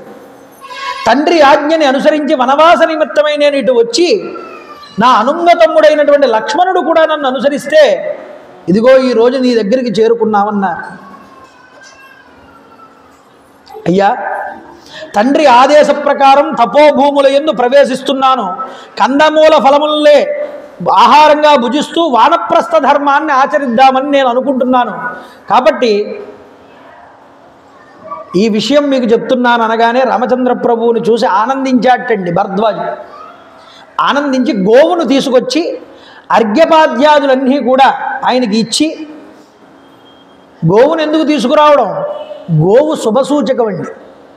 శుభకార్యక్రమం అతిథులు వచ్చినప్పుడు ముందుగా ఇంట్లో గోవు లేకపోతే కనీసం గోక్షీరము కానీ, గోమూత్రము కానీ, గోమలము కానీ, పంచగవ్యము కానీ పట్టుకుని వెళ్ళాలట ఎదురు. అందువల్ల అక్కడ గోవు ఉన్నది కాబట్టి గోవును తీసుకొచ్చారు. గోవుతో పాటుగా అక్కడ అతిథి పూజలన్నీ చేశారు రాముడికి. తీసుకొచ్చి లోపల ఆహార పదార్థాలు, మధురమైన పానీయాలు అన్నీ ఏర్పాటు చేయించాడు. అతిథి పూజలన్నీ అయిన తర్వాత రాముడితో భరద్వాజ మహర్షి వారు అంటున్నారట, రామ, ఎంతో కాలం నుండి నీ దర్శన భాగ్యం కోసం ఎదురు చూస్తున్నానయ్యా నేను. ఈనాటికి నీ రాక వల్ల అది ఫలించింది. నీ యందు ఎలాంటి దోషం లేకపోయినా నీ తల్లి కోరిన వరాల వల్ల నీ తండ్రి మాట నిలబెట్టడం కోసం నువ్వు అరణ్యాలకు వచ్చావన్న విషయం నాకు తెలుసు, దివ్య దృష్టితో చూశానన్నాడు. నువ్వు హాయిగా ఎక్కడికి వెళ్ళక్కర్లేకుండా ప్రసిద్ధమైన క్షేత్రం ఇది, ప్రయాగ క్షేత్రం. బ్రహ్మగారు ఇక్కడ తపస్సు చేసి యజ్ఞం చేశాడు, అలాంటి పుణ్యప్రదేశం. కాబట్టి నువ్వు తప్పకుండా ఇక్కడే ఉండవచ్చు. రాముడు నమస్కారం చేసి అన్నట్ట, ఓ మహర్షి, మీ యొక్క ఆశ్రమం మా కోసల దేశ జనపదాలకి చాలా దగ్గరగా ఉన్నది. ఈ జనపదాల్లో నివసించేటటువంటి ప్రజలు రామచంద్ర ప్రభు ఇక్కడే ఉంటున్నారు సీతమ్మ తల్లితో కలిసి అని రోజు కూడా వచ్చి నన్ను చూసిపోతూ ఉంటారు. ఇలా ఇంతమంది జనం రోజు వచ్చి వెళ్తూ ఉంటే ఆశ్రమ జీవనానికి చాలా ఇబ్బందిగా ఉంటుంది, అది మీకు కూడా ఇబ్బంది. హాయిగా మునులు నివసించేటటువంటి అరణ్య ప్రాంతాల్లో చక్కగా తపస్సు కొనసాగడానికి వీలైనటువంటి ప్రదేశం చూపించమన్నాడు. తప్పకుండా అన్నారు. చెప్పి అంటున్నాడు, నాయన, ఇక్కడికి 10 క్రోసుల దూరంలో చిత్రకూటము అనేటటువంటి ఒక పర్వతం ఉన్నది. మహర్షి సేవిత పుణ్యా సర్వత సుఖదర్శన, మహర్షుల చేత అది సేవించబడుతున్నది. ఆ చిత్రకూట పర్వతం దగ్గరికి వెళ్ళండి మీరు. ఆ చిత్రకూటం చాలామంది మునుల చేత తపస్సు చేయబడి ఉండడం వల్ల అది చాలా గొప్పదైనటువంటి తపోభూమి. అక్కడికి వెళ్ళగానే మీ మనస్సు లగ్నమవుతుంది పరమాత్మ యందు. అంతేకాదుట, ఆ తపస్సు ప్రభావం వల్ల, ఆ మునులు చేసిన తప ప్రభావం వల్ల ఆ చిత్రకూటంలో మరణించిన వాళ్ళందరూ కూడా ఊర్ధ్వముఖ చలనం చేసిన వాళ్ళే అన్నాడు. చేసే తప ప్రభావం వల్ల ఆ స్థలానికి అంత శక్తి వస్తుందండి. అక్కడ నివసించినా చాలుట వెళ్ళి అందరూ కూడా బ్రహ్మజ్ఞానులయ్యారు అక్కడ ఆ ప్రదేశంలో. కాబట్టి ఇక్కడ నుండి 10 క్రోసుల దూరంలో ఉన్నటువంటి ఆ ప్రాంతానికి వెళ్ళు నువ్వు అని చెప్పాడు. అయితే రామ, అక్కడ నువ్వు సుఖంగా ఉండవచ్చు అని చెప్పిన తర్వాత చాలా మాటలు మాట్లాడుకున్నారట భరద్వాజుడు రామచంద్ర ప్రభు. ఆ రాత్రి హాయిగా సుఖంగా గడిచింది. రాత్రంతా కూడా నిద్రించారు. లక్ష్మణస్వామి కూడా నిద్రించారు ఆశ్రమంలో కాబట్టి. ఆ తర్వాత ఉదయాన్నే లేవగానే రామచంద్ర ప్రభు లక్ష్మణుడిని నిద్ర లేపి ప్రయాణానికి సిద్ధమయ్యారు. సిద్ధమవుతూ ఉంటే తండ్రి కుమారుల్ని సాగనంపినట్లుగా భరద్వాజ మహర్షి వారు రాముణ్ణి లక్ష్మణుణ్ణి సాగనంపుతూ కొంత దూరం నడుస్తూ వచ్చారు. వస్తే అప్పుడు చెప్తున్నారు, నాయన, ఇక్కడ నుండి మీరు గంగా యమున సంగమ ప్రదేశం దగ్గరికి వెళ్ళండి, సంగమం దగ్గరికి. వెళ్ళిన తర్వాత అక్కడి నుంచి పశ్చిమంగా తిరగండి. పశ్చిమంగా తిరిగి యమునా నది ఒడ్డు వైపునే నడుచుకుంటూ వెళ్ళండి. వెళ్తే అంత దూరం వెళ్ళేటప్పటికీ ఒక తీర్థం వస్తుంది, రేవు. అది రేవు అని ఎలా గ్రహిస్తారు మీరు? అక్కడ మానవుల యొక్క అడుగుజాడలు ఎక్కువగా ఉంటాయి. అది రేవు. ఆ రేవు తెలుస్తుంది మీకు. ఆ రేవు దగ్గర ఆగండి. ఆగి అక్కడి నుంచి ఒక నావని సిద్ధం చేసుకుని యమునా నదిని దాటండి అవతల వైపుకి. దాటిన తర్వాత కొంత దూరం ముందరికి వెళ్తే ఒక మర్రి చెట్టు వస్తుంది. ఆ మర్రి చెట్టు సిద్ధ సాధు జనులందరికీ కూడా ఆశ్రయం వంటిది. దాని కింద ఎంతోమంది అదృశ్య రూపంలో తపస్సు చేసుకుంటూ ఉంటారు. ఆ మర్రి చెట్టుకు సీతమ్మ తల్లి వెళ్ళి నమస్కారం చేసి ప్రదక్షిణ ఆచరించాలి.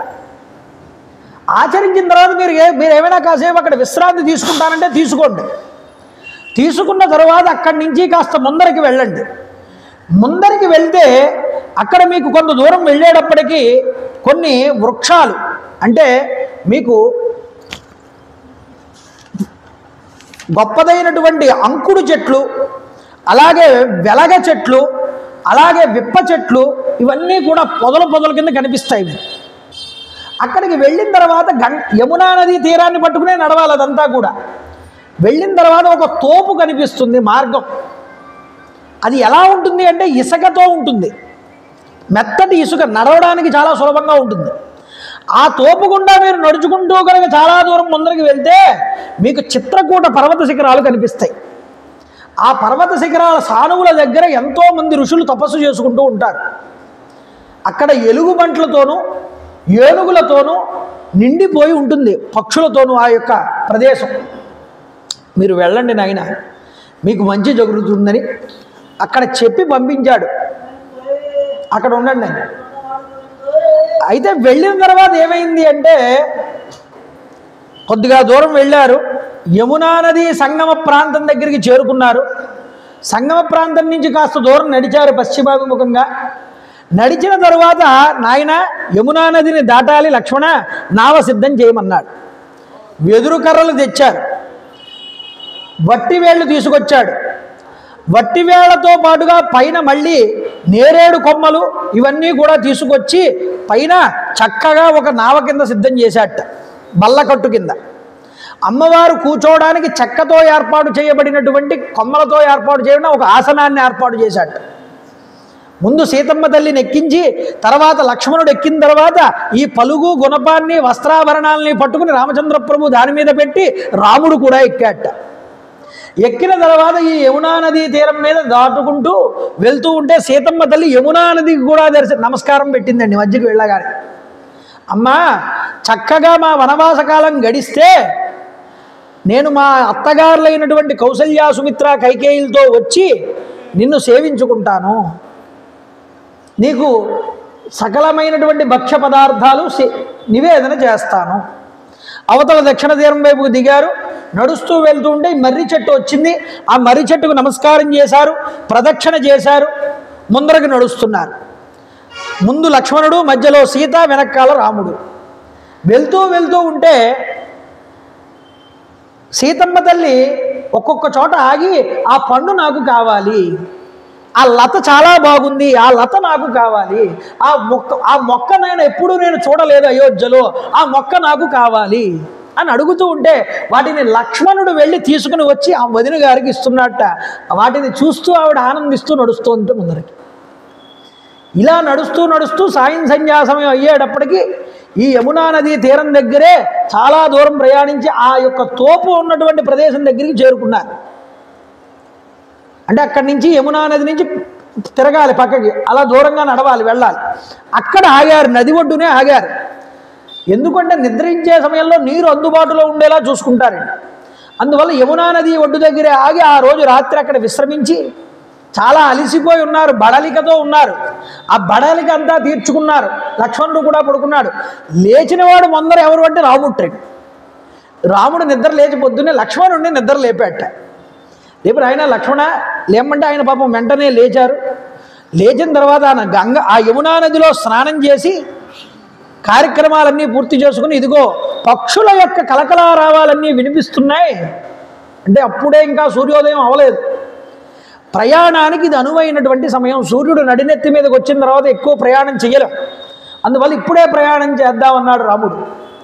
లక్ష్మణుడు, సీతమ్మవారు, రామచంద్ర ప్రభు ముగ్గురు కూడా నడుస్తూ ఆ తోపు గుండా నడుచుకుంటూ వెళ్తున్నారు.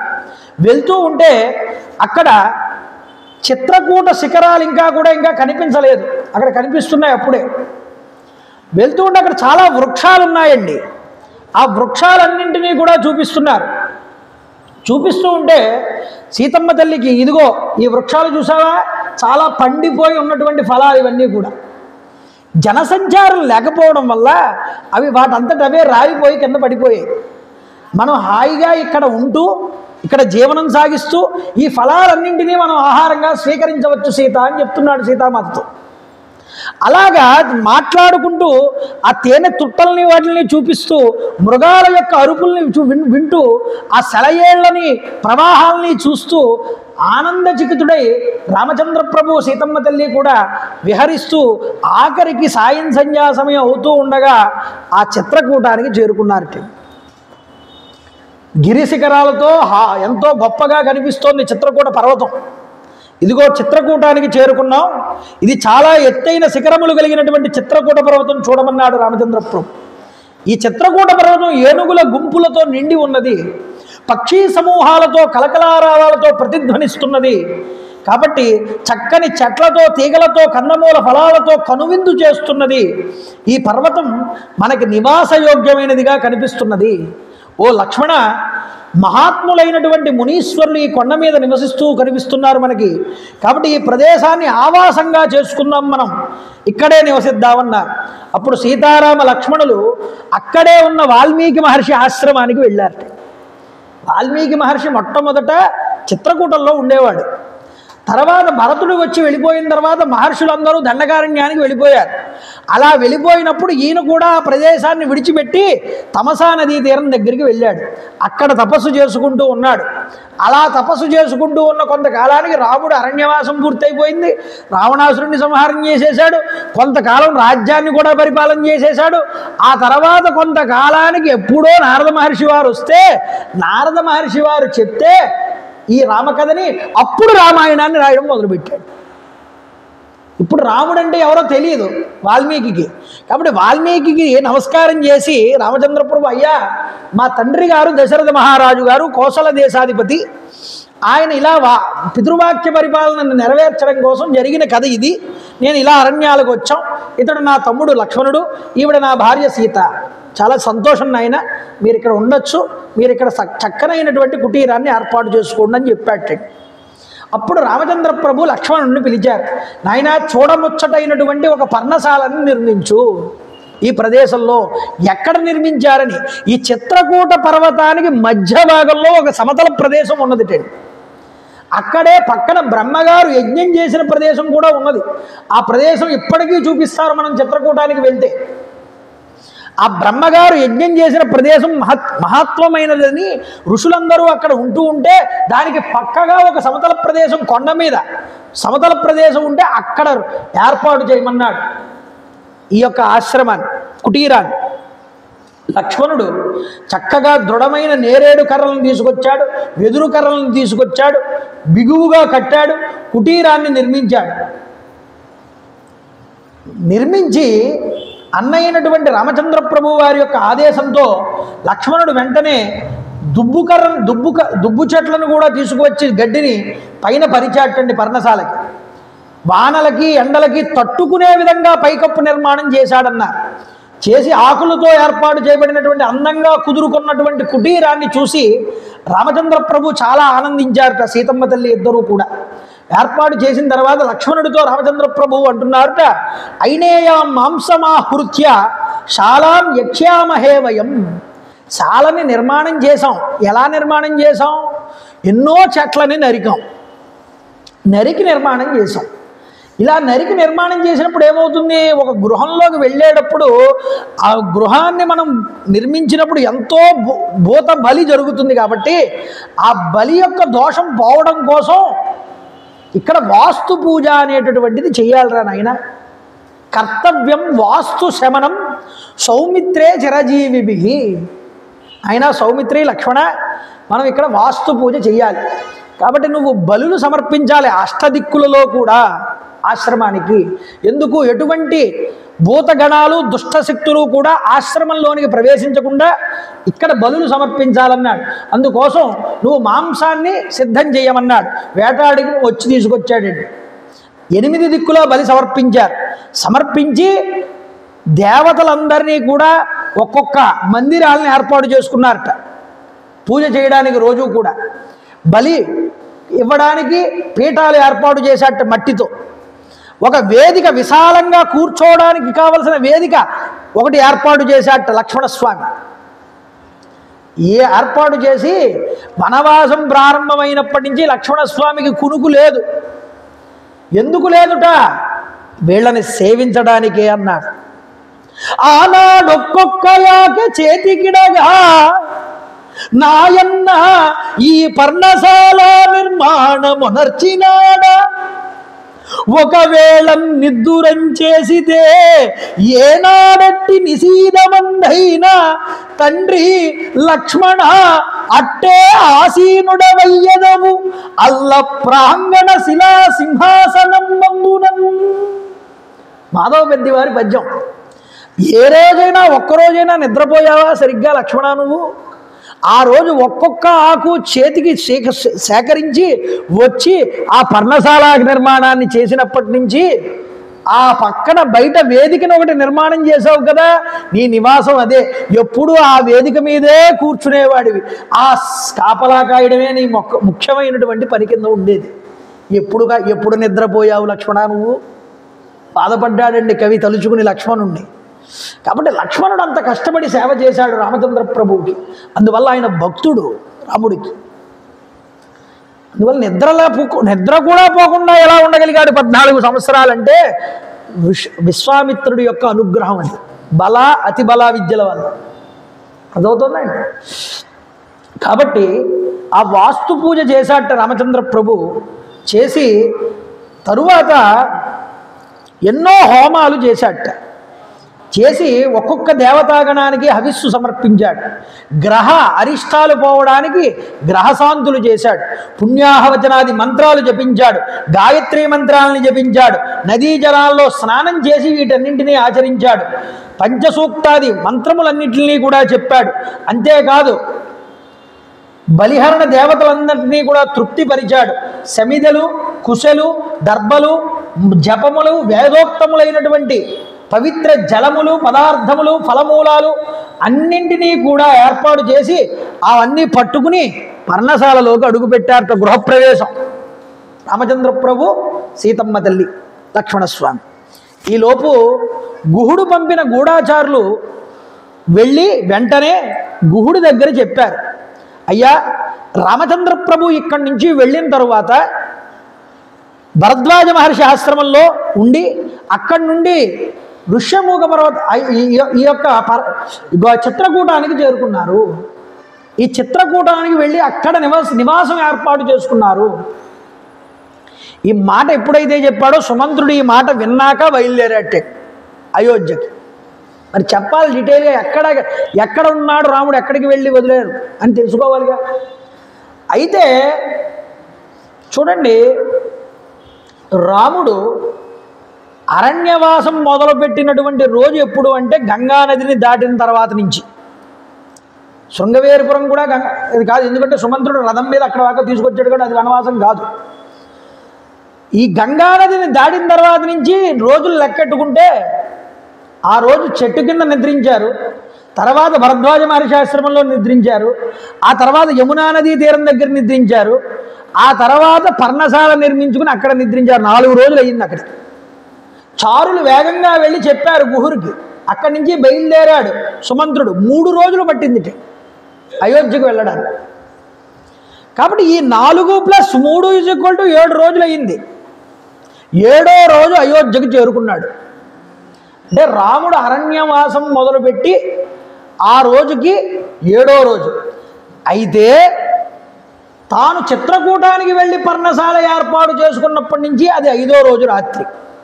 7వ రోజు రాత్రి, 5వ రోజు రాత్రి అవుతుంది. అది లెక్క కింద చేస్తే ఇప్పుడు వెళ్ళి దశరథ మహారాజు గారికి వెళ్ళి దగ్గరికి చెప్పాలి ఈ విషయం. ఊళ్ళోకి అడుగు పెట్టాడు రథం మీద. జనులందరూ వెనకాల పడ్డారటండి. రాముడేడి రాముడేడి అని. వాళ్ళందరికీ సమాధానాలు చెప్పలేకపోయాడు. ఇక మరీ బలవంతం పెడితే ఒక చోట ఆప్ చేసి, రాముణ్ణి నేను శృంగవేరిపురం దాకా తీసుకువెళ్ళి దిగబెట్టాను, తర్వాత నదిని అవతల వైపుకు దాటి రాముడు నడుచుకుంటూ అరణ్యాల్లోకి వెళ్ళిపోయాడు అని చెప్తే వాళ్ళందరూ బాధపడి దుఃఖమగ్నులై ఏడుస్తూ వెళ్ళిపోయారు అక్కడి నుంచి. దశరథ మహారాజు గారి దగ్గరికి చేరుకున్నాడు. దశరథ మహారాజు గారి దగ్గరికి చేరుకున్నాక దశరథ మహారాజుతో చెప్పాడు, అయ్యా మహానుభావ, యథాతథంగా ప్రభువుకి జరిగిన విషయాన్నంతటినీ చెప్పాడు. ఏమీ మాట్లాడలేదుటండి దశరథుడు. కౌసల్యాదేవి స్పృహ తప్పి నేల మీద పడిపోయాడు. కౌసల్యాదేవి సుమిత్రతో కూడి ఆవిడ కూడా నేల మీద పడిపోయి ఉన్నటువంటి ఈ యొక్క భర్తని లేపి కూర్చోబెట్టింది. ఏమయ్యా, ఏమీ మాట్లాడవేమిటి? సుమంత్రుడు వచ్చాడు, అన్ని విషయాలు చెప్తున్నాడు, నువ్వు ఏదైనా చెప్పాలి కదా. నీకు పితృవాక్య పరిపాలన అనేటటువంటిది రాముడు ఆచరించడం వల్ల నువ్వు ఇచ్చిన మాట నుంచి నువ్వు తప్పుపోకుండా నీ పుణ్యాన్ని నువ్వు బాగానే కాపాడుకున్నావు. నా కొడుకు గురించి చెప్తుంటే ఏమేమి మాట్లాడేమంటే ఏదో ఒకటి మాట్లాడమంది కౌసల్య. కొంతసేపటికి స్పృహ వచ్చిందండి దశరథుడికి. ఊరడిల్లిన వాడి రామ వృత్తాంతాన్ని మొత్తాన్ని ఒకసారి చెప్పవయ్యా, నేను ఇందాక నువ్వు చెప్పినప్పుడు వినలేదన్నాడు. అయ్యా, రామచంద్ర ప్రభువుని గంగా నదీ తీరం దగ్గర విడిచిపెట్టారు. అతడు ఇప్పుడు ఒక చెట్టుని ఆశ్రయించాడు. ఏం తిని జీవిస్తున్నాడు రాముడు, ఎలా ఉన్నాడు, ఏం చేస్తున్నాడు అన్నీ చెప్పవయ్యా అన్నాడు. ఏదైనా చెప్పాడా అరణ్యానికి వెళ్తున్నప్పుడు నాకు చెప్పమని? అది చెప్పమన్నాడు. అయ్యా, రాముడు చేతులు జోడించి ధర్మబద్ధంగా ముందు నీకు నమస్కారం చేయమన్నాడు. కాబట్టి నీకు చెప్తున్నాను ఈ విషయం. తండ్రి గారి పాదాలకి సాష్టాంగ నమస్కారం జలపమన్నాడు. అంతఃపురంలో తల్లులందరికీ తగిన విధంగా నేను నమస్కరించినట్లు చెప్పమన్నాడు. మా తల్లి కౌసల్యాదేవికి నేను ప్రణామాలు చేసినట్టు చెప్పమన్నాడు. మేమందరం క్షేమంగా ఉన్నామని కూడా చెప్పమన్నాడయ్యా. శ్రద్ధాసక్తులతో ధర్మాన్ని పాటిస్తున్నట్లుగా వివరించి చెప్పమన్నాడు. ఆమెకు నా విన్నపాన్ని చెప్పమన్నాడు ఆ యొక్క కైకేయికి. అంతేకాదు మా అమ్మకి కూడా చెప్పు, నువ్వు నిరంతరం ధర్మ తత్పరురాలవై మా తల్లులందరూ కూడా మా తండ్రి గారిని సేవించండి అని చెప్పమన్నాడు. మహారాజును దైవంగా భావిస్తూ ఆయన చరణాలని సేవించమన్నాడు. తల్లులందరినీ సమానంగా చూసుకుంటూ వారితో కలిసిమెలిసి ఉండవలసిందిగా, కైకేయీ దేవిని కూడా రాజుగారితో సమానంగా గౌరవించవలసిందిగా ఈ యొక్క తల్లులందరికీ చెప్పమన్నాడు. అంతేకాదు, అయ్యా, భరతుడు వయస్సు చేత చిన్నవాడే అయినా రాజ్యాధికారాన్ని బట్టి అందరికీ ఆదరణీయుడు అని చెప్పమన్నాడు. ఇప్పుడు అందరూ భరతుడిని గౌరవించాలని చెప్పమన్నాడు. అయ్యా, మా కుశల వార్తను భరతుడికి కూడా చెప్పవయ్యా అని చెప్పాడు. రాముడు కన్నీరు కారుస్తూ నాతో, పుత్ర ప్రేమ గల నా తల్లి నాకేగాక నీకు కూడా తల్లిలాగానే భావించి నా తల్లిని సేవించవయ్యా సుమంత్ర అని నాకు చెప్పాడమ్మా అని కౌసల్యాదేవితో కూడా చెప్పాడు. ఇక రాజా లక్ష్మణుడు మాత్రం చాలా క్రుద్ధుడై కోపంతో నిట్టూర్పులు విడిచిపెట్టాడయ్యా. రాముడి వనవాసాన్ని పంపడానికి గల కారణం కైకేయి యొక్క లోభగుణం కావచ్చును, లేదా రాజు ఆమెకి ఇచ్చినటువంటి వరాలు కావచ్చును.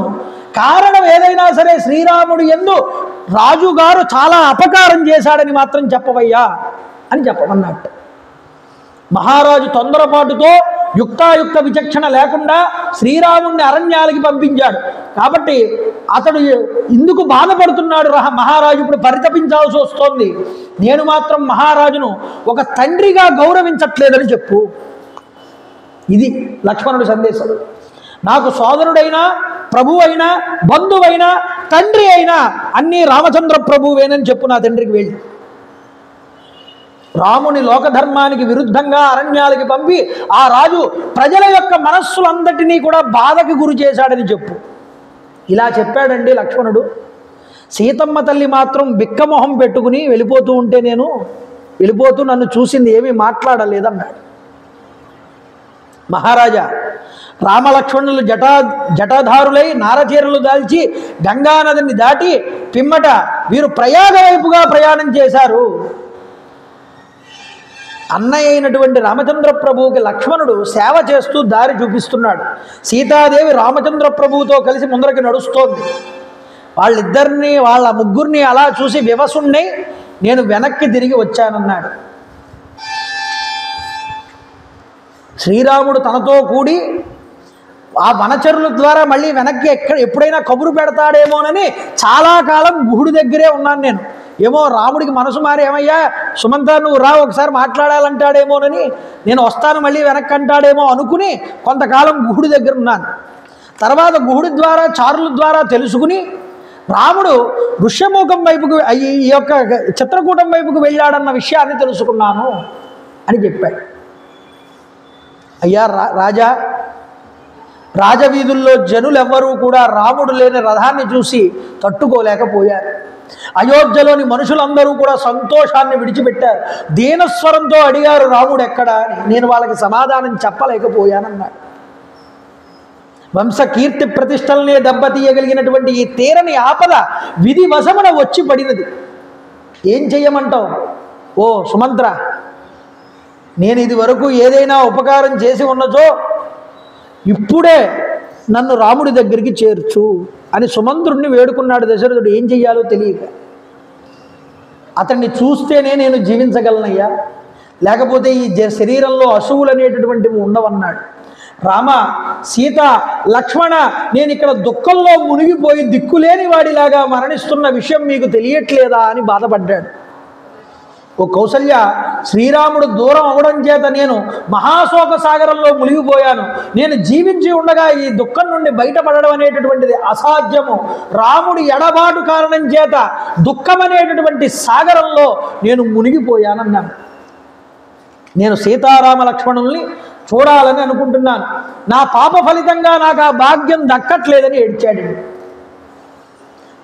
అప్పుడు భూతం పట్టిందాలాగా కౌసల్యాదేవి కూడా సుమంత్రుడితో అంటోందిట, ఓ సుమంత్ర, రామలక్ష్మణులు లేనిదే నేను ఒక్క క్షణం కూడా జీవించలేను. నన్ను వాళ్ళ దగ్గరికి తీసుకుపో, లేకపోతే నేను మరణిస్తాను అన్నది. అప్పుడు మాట్లాడుతున్నాడు సుమంత్రుడు, అమ్మ కంగారు పడకు, రఘురాముడు ఎలాంటి దిక్కు లేని వాడిలాగా ప్రవేశించలేదు. ఆయన సకల సత్తా కలిగినటువంటి వాడు. దిగులు లేకుండా దండకారణ్యంలో ప్రవేశించాడు ఆయన. అయ్యో రాముడికి దండకారణ్యంలో ఏమవుతుందో అన్న దిగులు నీకు అక్కర్లేదన్నాడు, బెంగ పెట్టుకోవద్దన్నాడు. లక్ష్మణుడు వనాల్లో నిరంతరం రాముడికి పాదసేవ చేస్తూ పరమార్థ లాభాన్ని పొందాడయ్యా. సీతాదేవి ఎల్లప్పుడూ భర్తనే అనుసరిస్తోంది. అంతఃపుర సుఖాల కన్నా తన భర్తతో ఉన్న సుఖమే సుఖంగా భావన చేస్తోంది. సీతాదేవిలో వనవాస పరమైనటువంటి దైన్యం ఏమాత్రము బాధ ఏమీ కనిపించట్లేదు. ఆవిడ ముఖంలో ఆనందంగా ఉంది ఆవిడ. కాబట్టి వాళ్ళు ఆనందంగా ఉన్నారు, మీరు బాధపడకండి, వాళ్ళు ఆనందంగా ఉన్నారని మీరు ఆనందంగా ఉండండి ఇక్కడ అని చెప్పాడు. ఇలా చెప్పి, ఓ కౌసల్యాదేవి, సీతారాముల లక్ష్మణుల కొరకై మీరు ఏమాత్రమూ దిగులు పడద్దు. ఎందుకంటే మీ గురించి కానీ మహారాజు గురించి కానీ చింతించవలసినటువంటి పనియే లేదు. పితృవాక్య పరిపాలనా రూపమైన రామచంద్ర ప్రభు చరిత్రము ఈ లోకంలో వాసిగాంచి ఆచంద్రార్కము నిలబడుతుంది. కాబట్టి మీరు బాధపడవలసినటువంటి పని లేదని చెప్పాడు. ఈ విధంగా ఎంత చెప్పినా కౌసల్యాదేవి దుఃఖం తీరలేదుటండి. రాజు కేసి చూసి తిట్టడం మొదలుపెట్టింది దశరథుడు. రాజా ఆనందంగా ఉందా ఇప్పుడు? కైకేయి యొక్క మాటలు విని ఏమాత్రము ముందు వెనకలు ఆలోచించకుండా, జాలి అనేటటువంటిది లేకుండా నా కొడుకుని, నా కోడల్ని, నా యొక్క లక్ష్మణుణ్ణి కూడా ఆలోచించకుండా పంపించావు. 14 సంవత్సరాలు వనదీక్షను ముగించుకుని 15వ సంవత్సరమున తిరిగి వచ్చిన పిమ్మట కూడా భరతుడు రాముడికి రాజ్యాన్ని ఇస్తాడు అనడం అనేటటువంటిది నమ్మశక్యం కాదు. ఒకవేళ అలా ఇచ్చినా రాముడు దాన్ని స్వీకరించేటటువంటి వాడు కాడు. ఎందుకు అంటే, బలిష్టమైన పెద్ద పులి తాను తినగా మాంసాన్ని విడిచిపెడితే నక్కలు కుక్కలు తింటాయి. అవి ఒకసారి ముట్టుకున్న తర్వాత మళ్ళీ పెద్ద పులి దాన్ని ముట్టుకోదు. అలాంటి వాడు రాముడు అని చెప్పింది. ధర్మనిరతుడు. అట్టి వాడిని నీవు అరణ్యాలకి పంపించావు. ఇలా చేయడం ధర్మబద్ధమేనా అని నిలదీసిందండి భర్తని. రక్షణ విషయంలో స్త్రీకి ఎప్పుడూ భర్తే గతి. ఎవరు రక్షించాలి? భర్త బతికుంటే భర్తే రక్షించాలి. ఇప్పుడు అలాంటి భర్త కైకకి వశమైపోయి ఉన్నాడు కామం వల్ల. నా కుమారుడు రక్షిస్తాడా అంటే వాడేమో అరణ్యానికి వెళ్ళిపోయాడు. అంటే ఇప్పుడు ఒక అబలనైనటువంటి నన్ను రక్షించేవారు ఎవరు కూడా లేరు అలా అయిపోయింది నా పరిస్థితి. ఆదుకునేవారు లేరు, నన్ను జీవోత్సవంలా పడి ఉన్నాను, ఏకాకిలా ఉన్నాను. ఫలితంగా నీ కుమారుడైన భరతుడు, నీ భార్య కైకేయి మాత్రమే సంతోషంగా ఉన్నారు, ఇంకెవరు మేము సంతోషంగా లేవన్నారు. మహారాజు వెంటనే చాలా బాధకు లోనయ్యాటండి. ఈ మాటలన్నీ అంటే కౌసల్య నమస్కారం చేసి వేడుకున్నాడు భార్యని.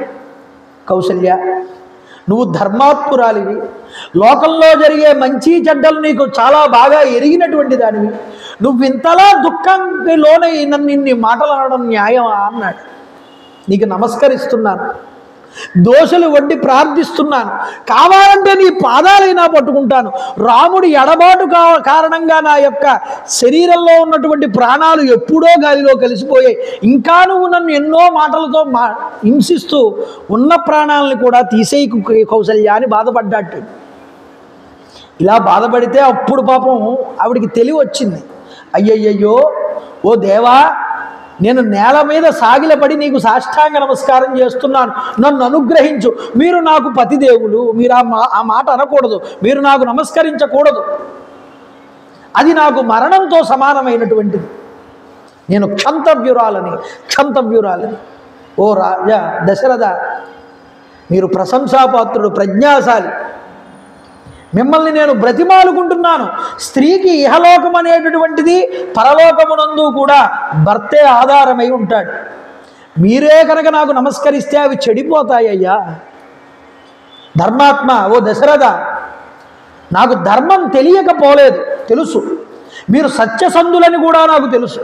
పుత్ర శోకార్తనై ఉండడం వల్ల నేను ఏమి మాట్లాడుతున్నానో ఏమి మాట్లాడటం లేదో కూడా నాకు తెలియట్లేదు ఒక్కొక్కసారి.